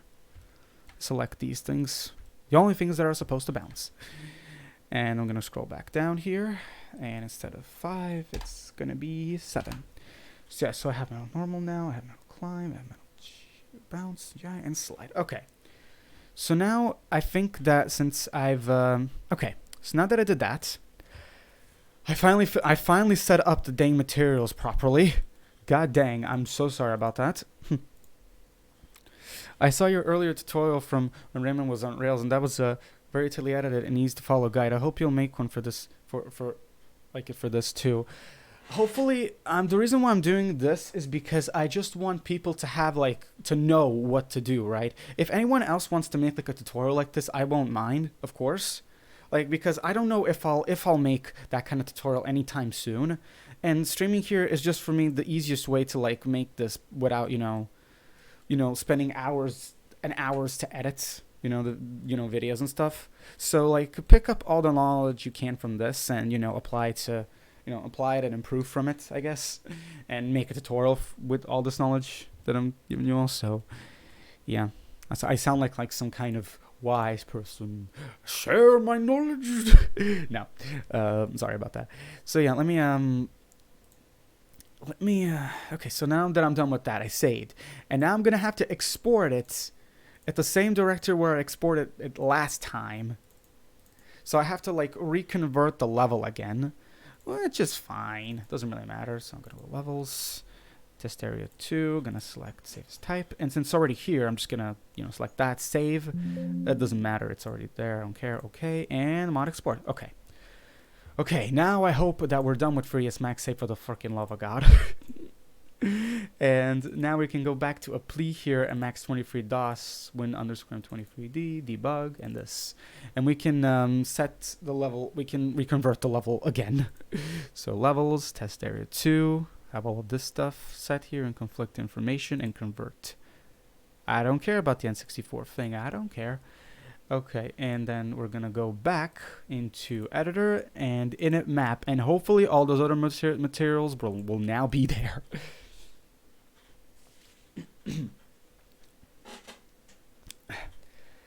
All right, so there we go. So let me see. Oh yeah, okay. One thing that I need to tell Julie as well as other people, be cautious, because sometimes when you load up levels, Rayman's jump becomes very short and small. Look at this. If I hold, this is his longest jump. This is his tallest jump if I hold. I don't know why that happens. I have to restart the thing in order for his jump height to be proper again. I don't know what happens. It just happens randomly when I turn the thing on. It's just jump height just it's just very small. Like, yeah, see? Yeah, now it's much better. Yeah, now it's much better, much lighter. Okay. All right. So yeah, as you can see, we got all that set up. Okay, so now if I go back into the editor right here, we're pressing by pressing F2. Okay, whew, for the love of God. Oh, keep at me, yeah. Oh, that jump speed glitch also happens in Rayman 2 on PC. Oh, really? Okay, I guess that's a thing that not even Ubisoft fixed. Congratulations, Ubi. Congratulations. Okay, sorry. So let's go back into the editors. There we go. Look, all of these materials are needed and necessary. So yeah. So basically, just in case, every material here should have U and V for tiling, just in case. And because all this is using metallic material, it's gonna stone and water. Okay, so all of them have a U and V ticked here for tiling, so we're good. So I think we are good, goody. And now to set up specific functions for our stuff, but we need to go to so basically all of these use the same texture. All the stuff that we're gonna have different functions for use like either the metal texture or the water texture here for swimming. So I'm gonna select, let's say, metal bounce here, and I'm gonna go here where it says collision. This cool window right here, this cool thing. And instead of nothing, I'm gonna click on this little arrow and select max rebo right here. No zones using this material in this level, but there might be zones using the material in other levels. And to be honest, like when you get this warning, it actually doesn't really matter, to be honest. Like you just press yes. Like, you know, that it just says that, you know, like as a warning, like, you know, this material will change and stuff. So and we're gonna do the same for the other ones. So that's for the bouncing. Metal climb is for the climbing, and the climbing function here is called max underscore vara. Metal GI for gymnastics is max GI right here. Metal normal, if I go to selections again here, that's for metal normal, you don't actually have to have anything because it's just a normal material, but just in case, because it doesn't affect anything else, we're gonna have max accrochable. That's for hanging on ledges. Metal slide, of course, we're gonna have sliding. We're gonna slide on that one. So that function is called max gliss here. But the best one in my opinion is gliss free, because I think it's like the most effective one for sliding, for just like big sliding and stuff. For sliding in big levels. Even though this is not a big level for that, but I don't care. I don't really mind that much. But you have like a gliss free, you have gliss 2, and up here you have gliss, just gliss. So you can select whichever one of those you want. I guess it depends on how strong or how effective the sliding is. For the sky here, we don't really need anything. Stone, same. For water here, we're gonna add the swimming collision function, which is called, if I go down, oh wait, actually I was already hovering over it. Max underscore oo.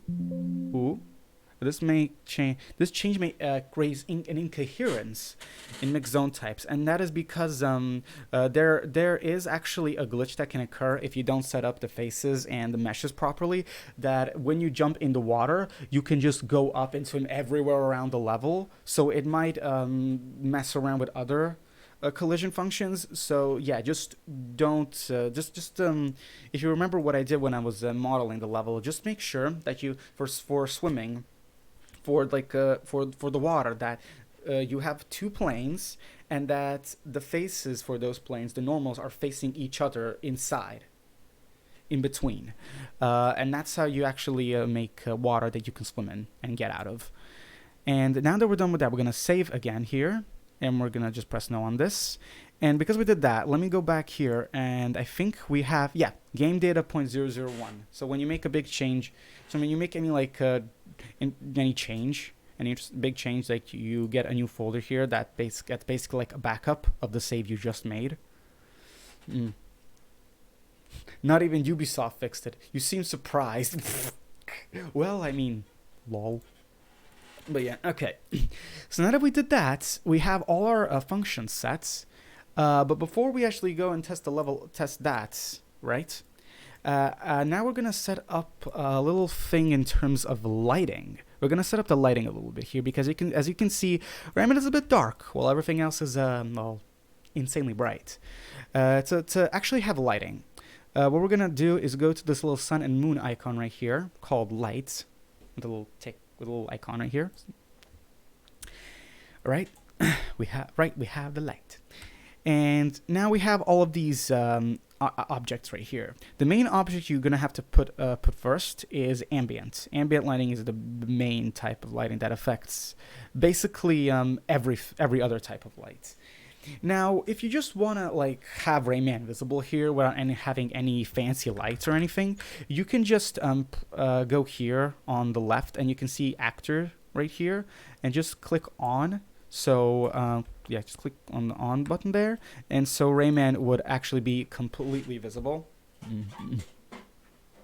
But if you want to do more than just have Rayman be visible, go back, click off here on actors if you already pressed on here, because we can't have with actual lighting we can't have ambient lighting affect Rayman. So what we're gonna do is for RGB right here, for the RGB options, for the numbers here, we're gonna actually have a minus in front of them, like so. So now the level is completely dark and can be affected by other types of light objects.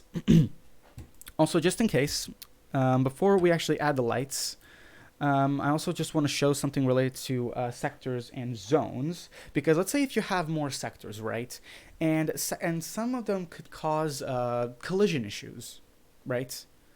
There could be actual collision issues between sectors and some other stuff. When you see the CD icon right here, it's called sector. This is for sector configuration. Now, if you have more sectors here, this will definitely be important. But if you only have one, it's not that important. But if you do have two sectors, for example, universe is here like just the base like area, like the level by default. Universe is always here. So basically, we have sector 1, SCTO1 selected, which is actually the name of the dummy, if you recall. And we're gonna go all the way down here and select graphic, collision, and activity. All these free. Sound not at the moment because we don't really need that, because these are for specific things that we haven't really figured out yet. But yeah, basically you're gonna have to set this, and once you do that, once you have selected this for the first sector, whatever sectors you have here, you're gonna have to click on them once. So they would turn green like this, as you can see. Like universe here turned green. Basically, what happens here is that according to sector 01, SCTO1, universe can be seen, and if it has like any collision, it will actually activate that collision and such, and and then we're gonna go to the let's say this is the second sector, universe. We're gonna have to do the same now we're gonna have to select SCTO1 once. We have to double click, by the way, to switch between. So basically, now we have this. We're gonna double click on universe, and since graphic collision activity is already selected here, we're just gonna press once here. So so this becomes green. So basically, you're gonna have to like have each sector basically for each other have like these same options on, but that's only if you want all the sectors to show up at once. To actually have the sectors not show up at once and like as you go through the level, that's probably gonna be a thing for another time, because I only had one sector here. So I'll probably teach you all that later on, or maybe do something else with that. But yeah, since we did that, I'm just gonna save again. And in terms of light, we just modify the light, so it asked us that. Us not even affiliated yet. Oh my god, not even affiliated yet, and you already got spam bots. Yeah, what the fuck? Yeah, can you Zeta, you're a mod. Can you just, I guess, remove that message if you can? If not, I'll just remove it myself. So now we're going to go back into the sun and moon icon right here with all the light stuff.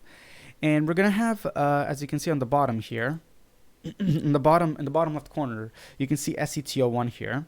If you want your light to affect every sector, you just click on all at the bottom here. If you don't want every sector to be affected, you press just display all, so you can see which ones are actually affected by the lights, and you can deselect the one that is, you know, that you don't want the lights to be affected by, that you don't want to. Bleh. Sorry, my English is fucked up today. But yeah, you can just unselect and select which sector you want the light to be affected by. As you can see, if I deselect SCTO1, the light is no longer affecting it. The ambient light, that is. This option is for every other is there for for every light object. So the main light object that you're gonna have to use, or just, you know, if you want to use, is the spherical object right here. So we're gonna place it right here. And you can see it's a little tiny thing right here. It can also turn big in, you know, in certain cases like this. If you want the light, these types of light to affect Rayman, for example, you're gonna have to go to Actor up here and click on the on button again, like we did previously for the ambient lights. And since we can see everything is dark still, we're gonna put this up here like this. Yeah. Yep, there we go. Time now, okay, good. We're gonna place the light like that. Oh my god, also, by the way, I actually didn't even mention, the way I move the camera, by the way, is by pressing this hand icon right here, move camera with mouse, and I just hold left click to move it like left and right, and then to rotate it, I hold a right click while holding left click still. So yeah, just note that, and to actually select objects and stuff, you gotta actually deselect that icon. Yeah, I'm sorry, I don't know why I never mentioned that, but yeah. And so with that, we're gonna go click on all here for this to affect everything. And now for the light strength, since everything here is dark, we're going to turn up the light a bit. So for base light strength, we can have, we have this little thing here from 0 to 100. So we can turn this up to set the light strength. But as you can see, nothing happens. And the reason for that is because you need to set the near and far values down here. The most important one, in my opinion, is the far value, because if you set it up like this, you can see the zone here that is being affected by the lights. And if we just move it more, oh, see. As you can see, that light is now affecting these metal parts, but not the floor, And the reason for that is because this type of lighting is actually a vertex-based lighting. So it basically checks for vertices and lights those up, and then that lights like the faces and everything else. And the thing is that like our little floor here is just like one cube. So if we want to actually have the light affect this, we're gonna probably have to put we're gonna have to make the strength for this be a little bit higher, or maybe we can even yeah, like that. I'm gonna pull this up a little bit. As you can see, this vertex right here, and this very edge of this of the ground here, that's what the light is looking for, like the edges and vertices, so it can actually know where to shine the light for all those. So the light looks kind of weird here, but we can probably fix that by adding another light source here and just dragging it a bit up and setting the far value here, as you can see. Now it's all now that's lit up. I'm gonna add one more light sphere. Could be over here. Oh, for some reason it's in the very middle there. I'm gonna delete that actually. by pressing the delete button, of course. And I'm just gonna move, I'm gonna put this here, place it right here. As you can see, now we have the entire thing lit up. Now with the lava and the sky, they're kind of a, I guess, a special case because like while you can still light up the lava and the sky the same way I'm doing with these platforms right here, it might not be that practical. For the sky, for example, and the lava, we're gonna go to the material options here, the Mandelbrot icon.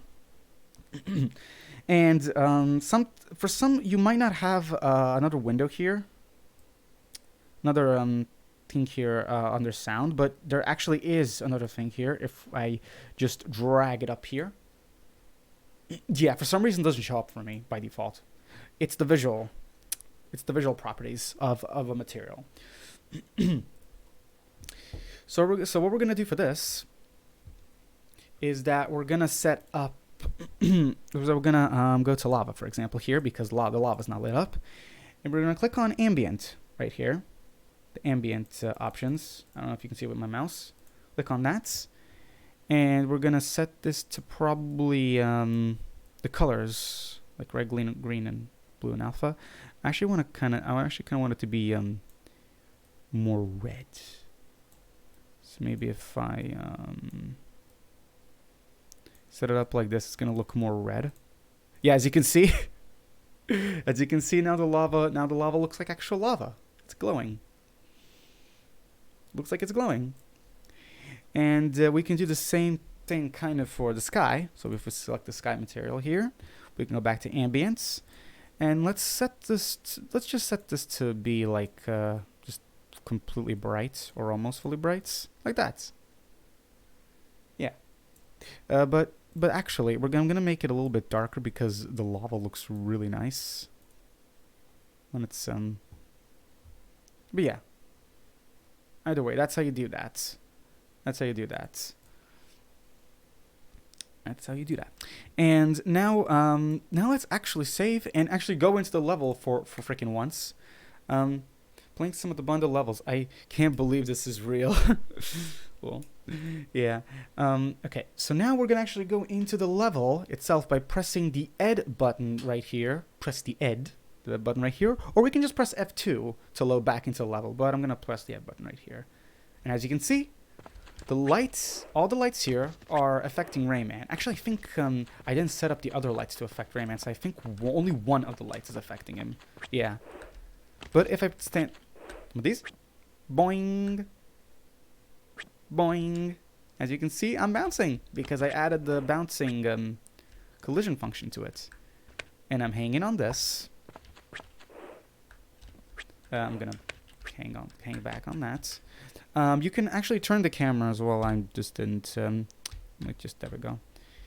There we go. Hold on. I'm gonna actually maybe. Oh yeah. Also, yeah. By default, I set it so Rayman has a super helicopter here. So I'm just gonna fly up. Look at that. Now he's doing gymnastics. Now he's hanging on the ceiling. Look at that. Look at the boy. All right. And then when we do that, let me actually go up. I'll go back up here. Just hang on this. Let me pull the way here. Boop, jump over here, and now now we should be able to slide down here. And there we go. Whoop! And we're hanging on this. Heck yeah. Now we're gonna go over here. And we're hanging on this. And now I'm gonna actually bounce. I'm actually going to bounce to the pool. So let's see if I can jump from here. Yeah, there we go. So boing. Oh, fuck. Horrible level. 0 out of 10. Okay. Boing. Boing. And I'm in the water. Okay, by the way. So because we added two planes really closely together like this, you can see that there's this glitch that occurs. This actually doesn't occur if you only have ambient lighting or no lighting at all in the level. The way to actually fix this is to disable back faces for this material. So the way to do that is we're gonna go back to the editor now. So as you can see, as I like move around, you can see there's like some weird glitching and stuff. So we're just gonna go to the water material here, and we're gonna actually disable backface. As you can see here, there's a backface button, so click on that. And as you can see, no more issues. We fixed it. So there you go. that's how you fix that little glitch right there. You disable backface. Now, another fun thing to do. Let's try and have the lava in the sky scroll. So the lava looks like it's actually moving as well as the sky. And to do that, we're going to go to lava, for example, here. And in visual properties here, we have the auto scroll option. So we're going to click on this.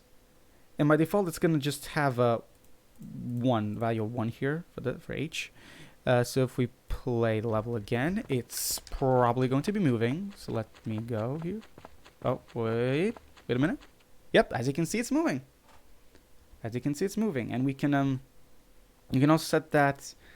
We'd also set this so it would go in a diagonal. So it would move diagonally. So as you can see, yeah. Now it looks a lot nicer, actually, in my opinion. And maybe it's a bit too fast, however. So in order to slow it down, we're gonna have this be 0.50, for example. Same for this 0.50. And now we're gonna go back into the level. And as you can see, if I yep, it's slightly slower. I'm also gonna save just in case. But yeah, you can see that you can slow it down like that. It looks like the water is electric. Lol. I'm playing this, yeah. So now we're gonna do the same with the sky. So if we select the sky here, we're gonna press auto scroll here, and hopefully the sky is going to auto scroll.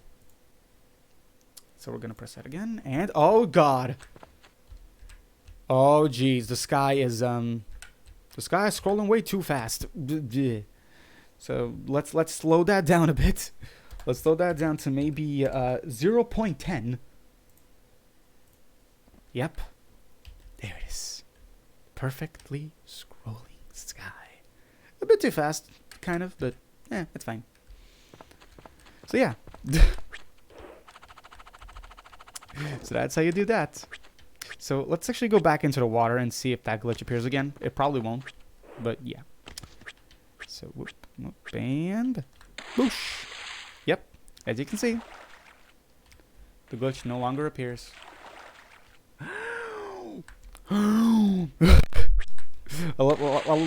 That sound just... He sounds like he's barely survived. Like God. Yep. All right. Yep. Wait, that's the shovel. This is the hanging material. Sure. All right. So now that we have all of that stuff set up, let's go to the next thing and teach you all how to add certain special objects, I guess. First, I'm gonna teach you how to add lums to your level. And to add lums to the level, like, of course, you're gonna have to go to this little ghost dude here. I call him the ghost dude icon, called actors. And you have like all these options right here on the side, on the left. And we're gonna click plus here next to the lums. As you can see, there's only one thing here. But what we're looking for is an object called CHR lums basic. And we can get it by clicking on lums here, right-clicking, preload models for family lums, and then right-clicking again and show preloaded models. And now we have, right here, CHR lums basic. Now, as you can see, this play button right here is red. That means that the item is not activated. So we're just going to double-click it in order to activate it. And now if we go back to hierarchy here, this icon right next to the ghost dude, we can see at the bottom down here, I can scroll this up, you can see that I have CHR lumps basic. And now we can just drag it in. You can name it whatever you want here, but I'll just keep a default name. And as you can see, we have a lum. Now, to actually have a lum placed specifically where you want to, of course, you gotta hold and drag it wherever you want. You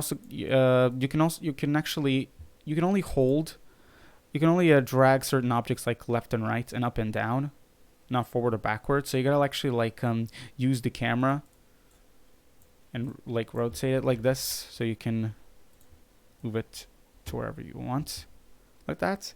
And when you actually place the lum where you want to place it, it won't by default be there when you load the level. You gotta click on it, right click on it, edit actors, and set as initial position. So this is where the lum will appear once you load the level. We're gonna add like two more, for example, 2 more lums like this. Edit actors, set as initial position. Actually, maybe look a little bit down. So yeah, every time you move an object. This is not just for lums, but for objects in general. You will have to set as initial position each time you move it. And now I'm gonna add another one here. And edit actors, set as initial position. And there we go. Maybe gonna move this one a little bit down here. And set as initial position like this. Okay. Now you would think that we can just load the level, right, and play and just pick up the lums, right? But they won't appear on the counter, and I think it could crash the editor if you just start playing it like this. So I'm just going to save just in case. Now it's asking because of the lums that I just added, so no. We're going to go back to the little ghost dude here. We have to actually make sure that that the counter says that there's free at the top, and that, you know, they actually count as those lums that, you know, that are being counted in the counter.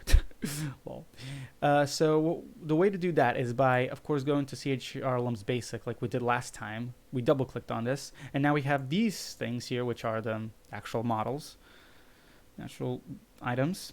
To actually set what number they are, like this is the first one or the second one or the third lum. You can pick them up in any order, but they have to have like a number to them.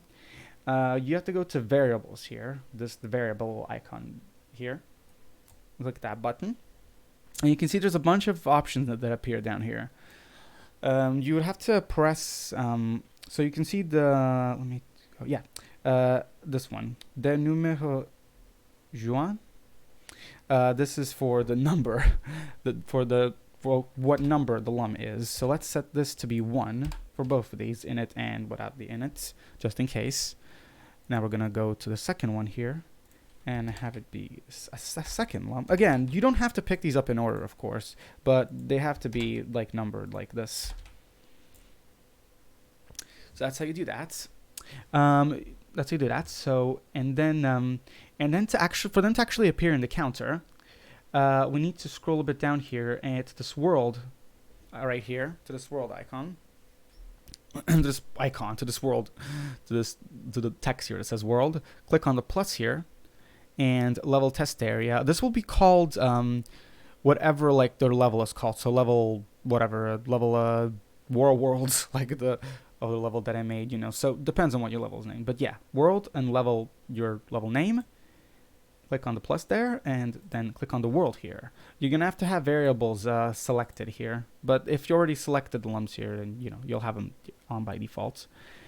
And now we have the lums count variable here, init and not init. So because we have free lums, we're gonna have them free.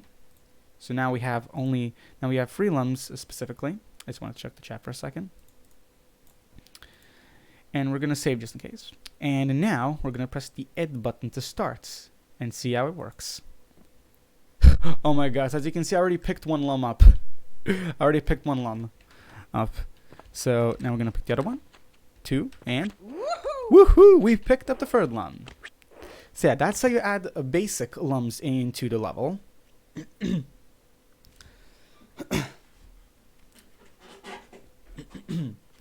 Yeah, that's how I had basic lums. Now what if you want to add like other types of lums, right? Like the red lum, the healing lum, right? Well, if we're going to be doing that for one of the lums that we already made, right?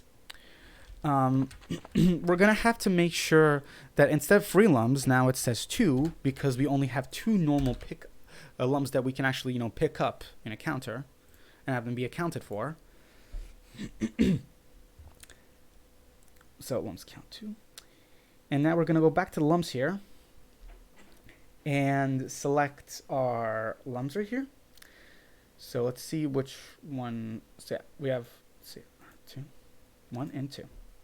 So, sorry about the minute. The first lum we hear that we already picked up, that was the healing lum. We're gonna have that. That was the lum that we're going to turn into a healing lum. So as you can see here under the variables here, there's type lum in it and not in it. Instead of 1, it's going to be 0. That's the, I guess, the ID for the healing lum. And another thing, before we actually start the level, so I can show you that, is if we go back to hierarchy here, I'm just going to select the camera, you can actually change Rayman's spawn position, of course. And to do that, you just got to like drag Rayman wherever you want it to be, right? You can also rotate objects and stuff by holding Shift Z, like that. Like you can just rotate like that. Then you're going to click on him. And just like the lums, you're going to have to right click him, edit actors, and set as initial position. So this is where Rayman will spawn. This is where you'll spawn now. So I'm going to save again. And now, if I press Ed, okay. And as you can see, we have the healing lum right there. And the 2 little lums. So, boom, bloop. So yeah, there we go. And now we're going to heal. And there we go, we healed. So yeah, that's how you add the red lum. To add the let's say the water breathing lums, instead of 0 or 1, it's you have to press it's either 2, 3, or 4. 2 and 3 I think are the same type of water breathing lum, while 4 is like the one that gives you infinite breath. That technically like lasts forever. Or like you can't really pick it up; it just lasts there forever. So yeah, 2 and 3 are the ones you just pick up once. So let's see how the first type will work. As you can see, we have the water breathing lum there. We're actually underwater, so I should probably show that. Yeah, so as you can see, that one disappears. And then if I set it to 3, it's basically going to be the same one, I think. Yep, as you can see, it disappears. And then I'm going to set the lum type to before, and this one should be the one that actually stays there and can infinitely regen your air.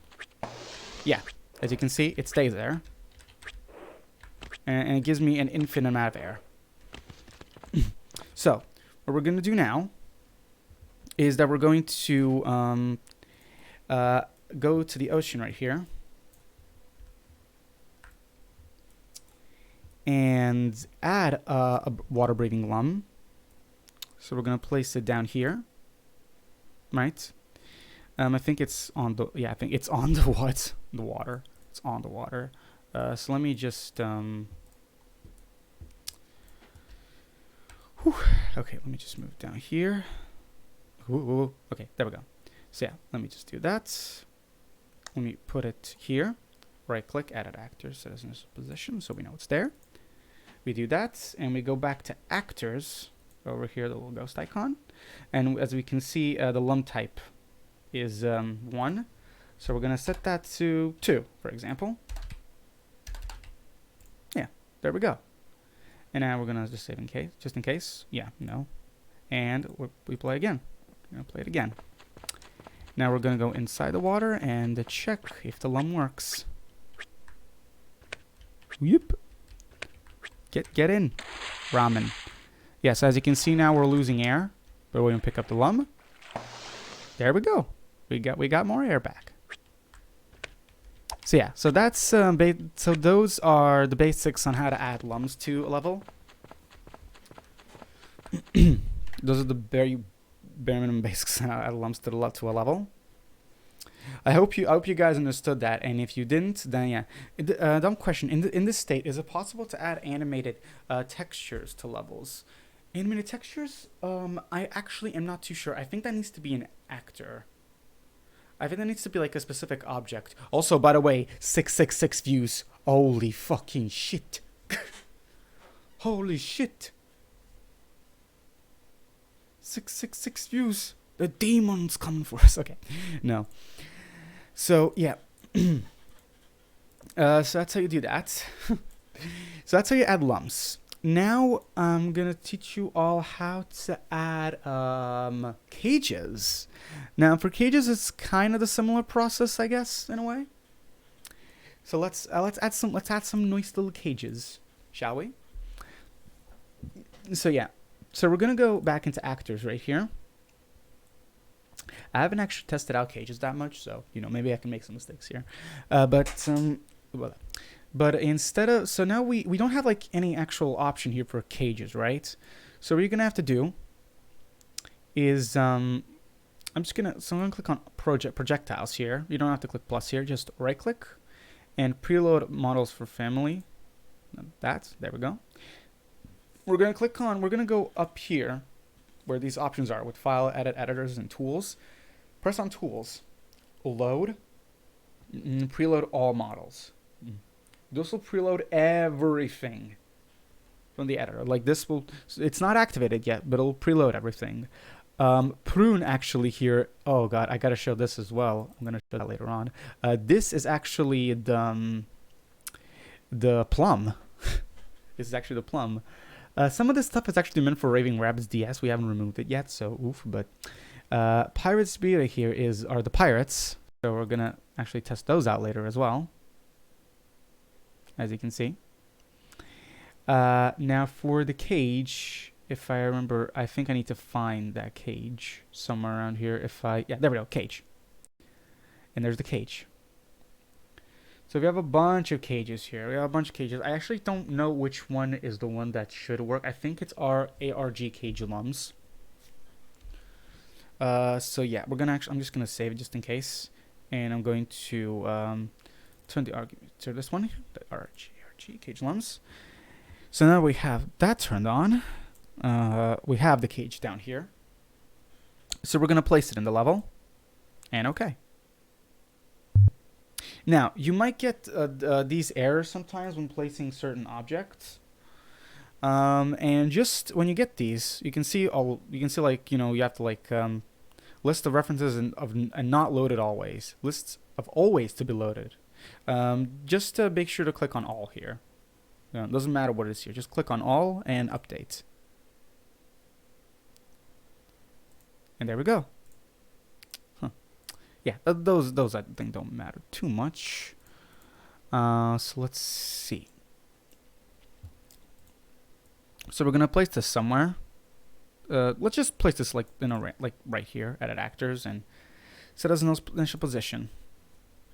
So now what we're gonna do is bruh, stop it.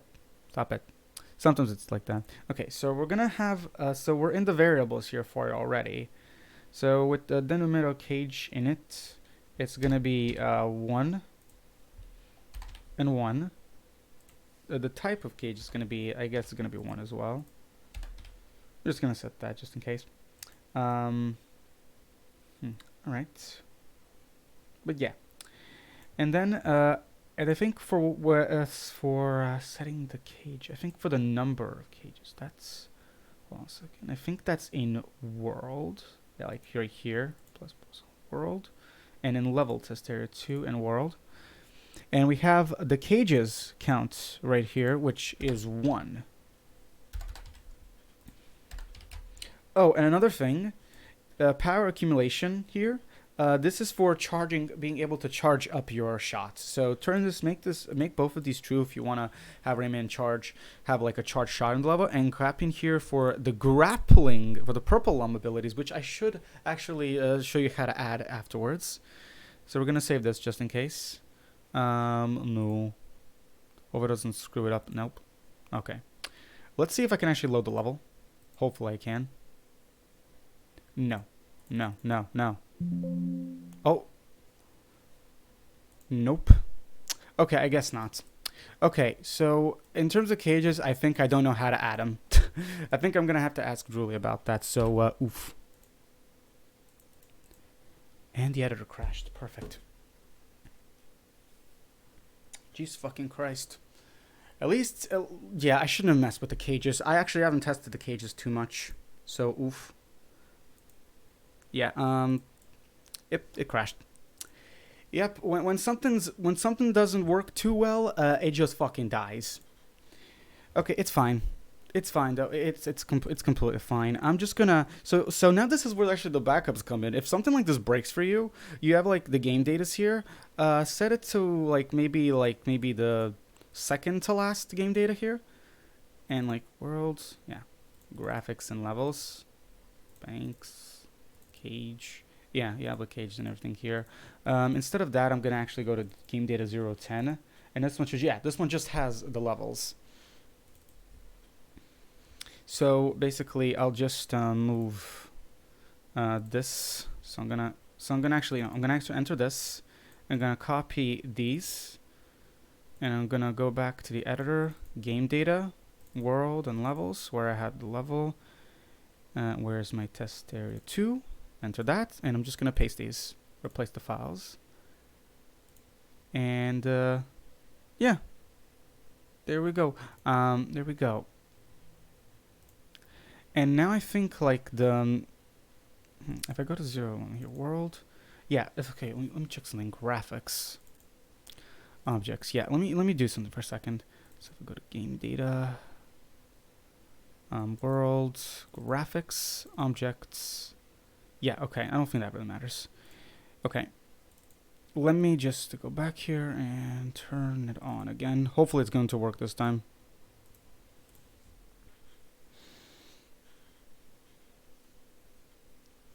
Okay.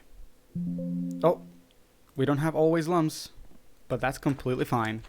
Yeah, just don't mess with the stuff you don't know how to mess with. We're going to be actually looking into that a bit more, but yeah, I think that was a dumb thing for me to do. To mess around with that stuff. So yeah. Woohoo! And heal. Yeah. Okay. So I'm just gonna go back into the editor this time around. Okay. Okay, so let me actually teach you how to add purple lums this time around. Let's actually add some purple lums. So we're gonna go back into the actors thing here and lums, right click and show preloaded objects. If that's not preloaded, then we're going to preload the objects. And the purple lum is the BNT underscore grappinable object. That is this. So we're going to click on that, exit out of that. And now it should be here, the BNT grappinable right here. Let's see where we can actually have the thing. Let's see. Let's see. So that's, I guess. You know, let's just place it anywhere, and we're just gonna place it later on. Yeah, okay. So that's the purple lum. We're gonna place it. Let's say, let's place it, for example, maybe around.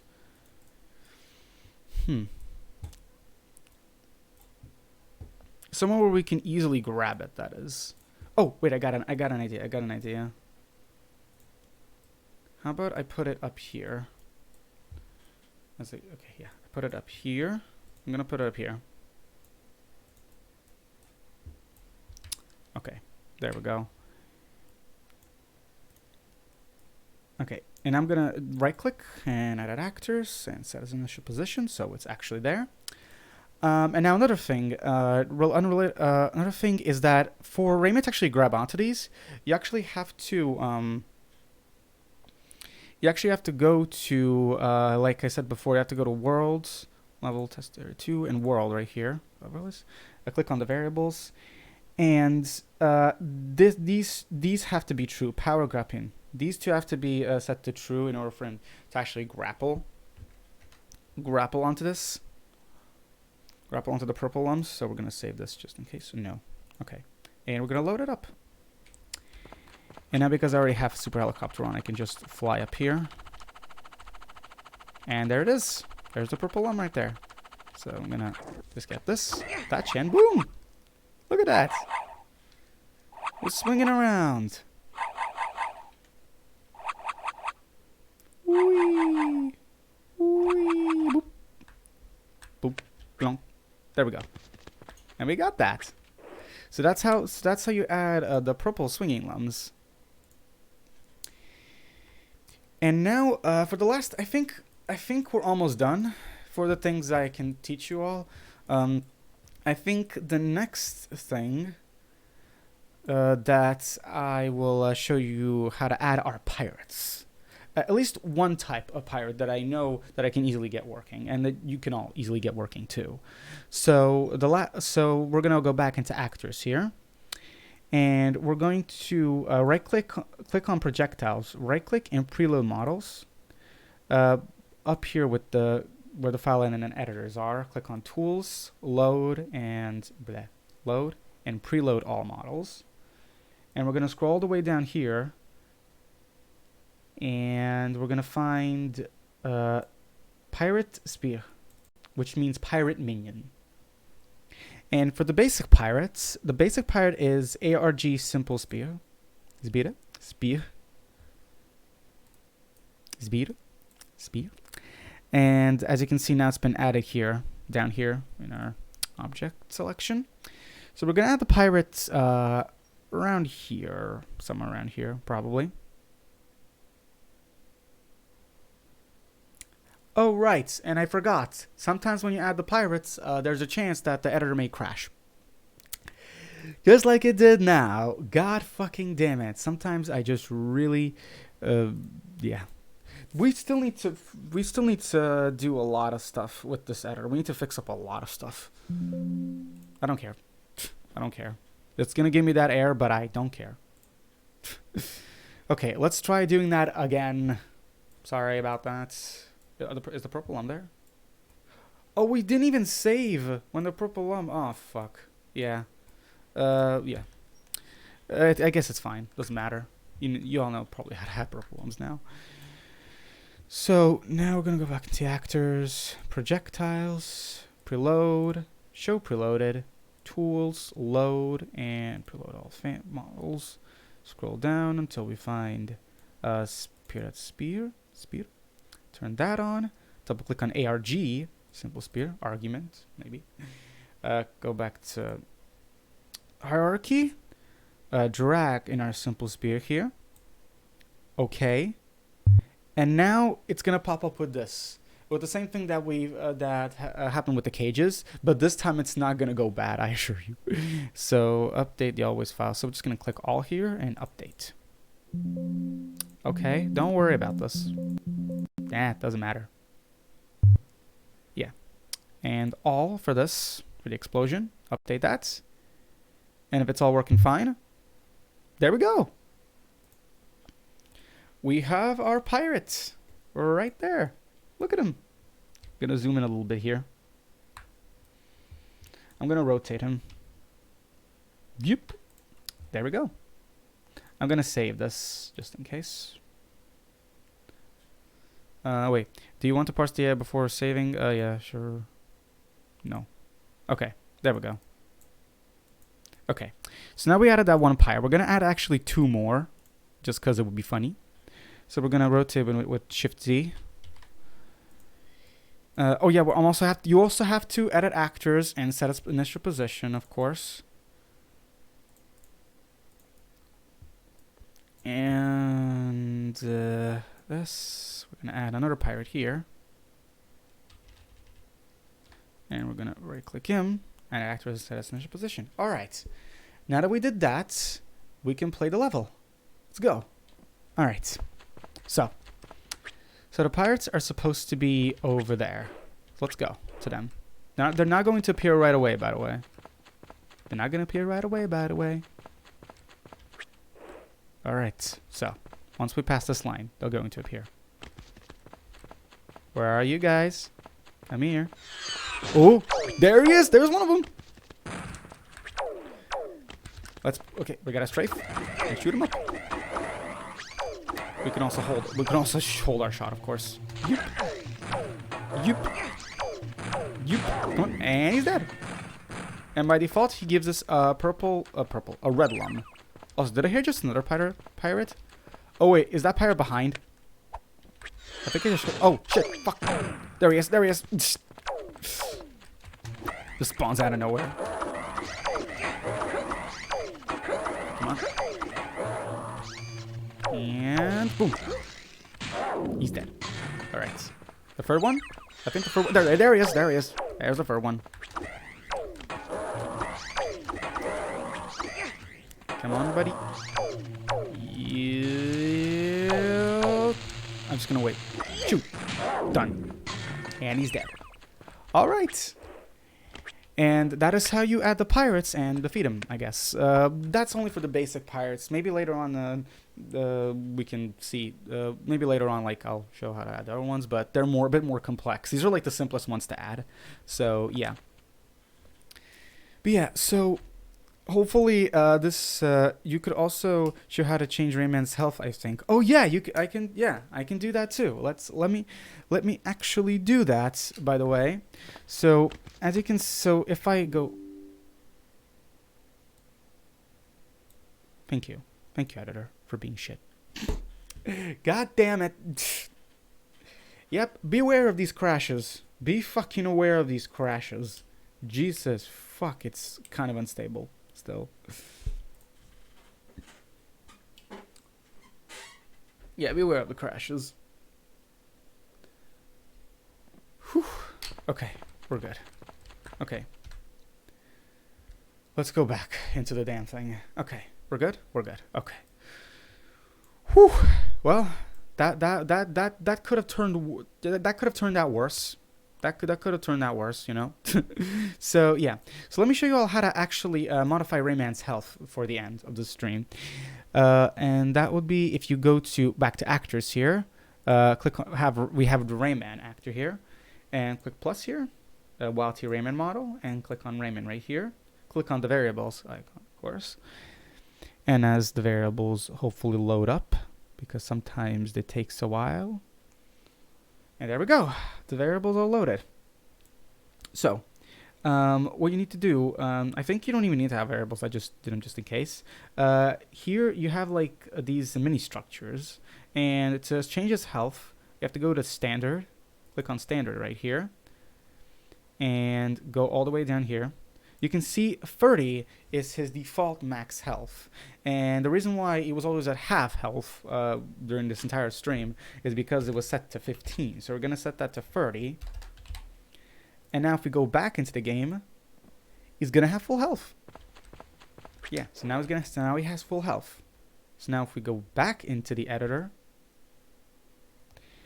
and we can actually change... so for the hit points max here, it's basically how much health you can have, well, how much maximum health you can have like in the actual game, in the retail game. But you can turn this up to be even higher, all the way up to 255. So first I'm going to actually show how it is when it is 110, when you have full health. Like full health, like by the end of the game. So as you can see, his health bar is like at max now. But if I go back now, and if I set the hit health points, if I set this to 255, actually I can just set it as this and it'll default back to 255. So it's just a simpler way to do that. And if I go back to the editor, its health bar goes over the UI. Yep. Rayman is now literally unstoppable. So let's go to those goddamn pirates and show them a lesson on immortality.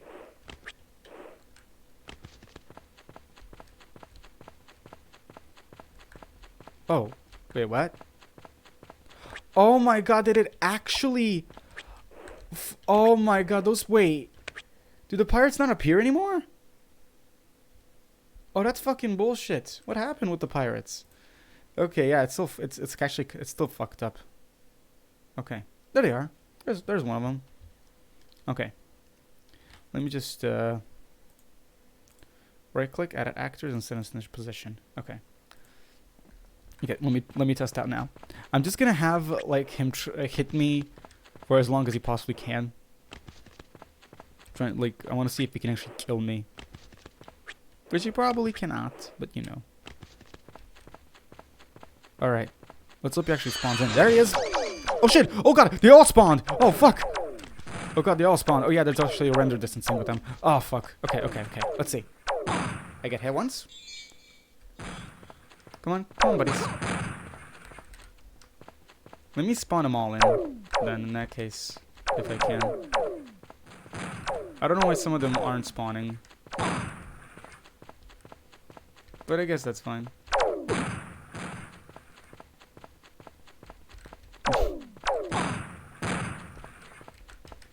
Come on. They can't kill me. I'm technically immortal with 255 health. I'm literally immortal now. Nope. You can't take me. Yep. Yep. I'm technically. Yep. I'm just immortal. I'm immortal. Yep. Yep. Goodbye. We don't need that now. But yep.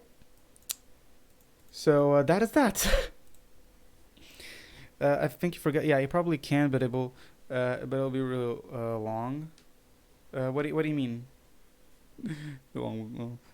Oh yeah. You probably they can probably hurt Rayman. But yeah. Oh, can you change your damage output? Oh, I think I can. Yeah, I can try that. I can try that for. Yeah, well, that's the final thing I'll do. Okay, that's the exact final thing that I'll do. Let me have this guy. Let me have the damage for this guy. So let's see. Hit points. I think this is like how much hit points they have, not how much they can actually hit you with. How hard they can hit you. I think there's something about that down here, maybe. I'm not too sure. I think there is a thing here that you can set. Yeah. Hit points? Oh. Let me see if I set this to like max and see what happens. Let's see what happens. I think he just has infinite health now, just like me technically. I don't think it's like how hard he can hit me. But let's see.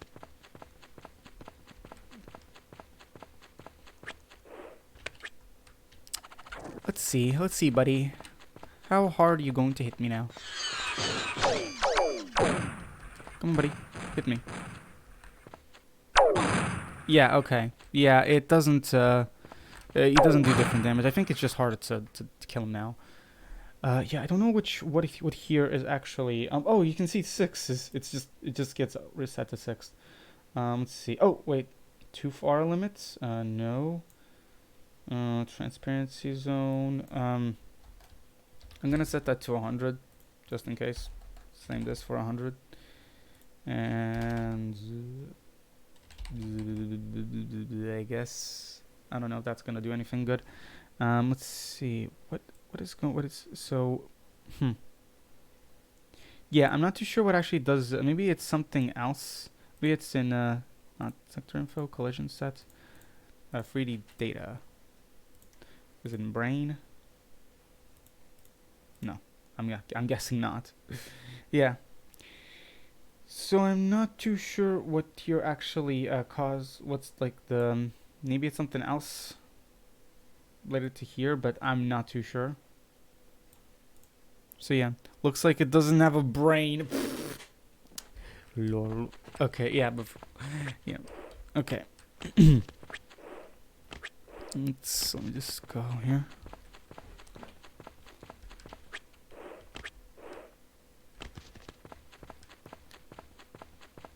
See what happens now. Let me see if I can. Okay, if I go further away from him, does he despawn? Nope. They no longer despawn. Just gonna keep killing me over and over. Come on, guys. Yoop. Yoop. Yoop. Oh, you got me. You got me. Okay. Yeah, I think that's it for this. Gosh. Yeah, I think that is it for this for the stream. I really hope you guys actually learned something from this, and I wasn't being like very tedious during all this. I hope you guys actually learned how to import levels and add some cool stuff. We had some technical difficulties, but that is because I was just being stupid. So yeah, I hope you all enjoy this, and I'll upload this as a VOD later as well to YouTube. So yeah, gosh. So yeah, you're all awesome, and I'll see you all later on. So let me just turn off this display capture right now. Okay, there we go. So yeah, you're all awesome. Hope you enjoyed this, and gosh, it's pretty late. I don't know when I started, but oof. Yeah, it was really interesting. I'll probably try to check the stream and the other if I need any info. Yeah, sure do that. All right. So yeah, I'll see you all later on. So bye-bye, everyone. Bye.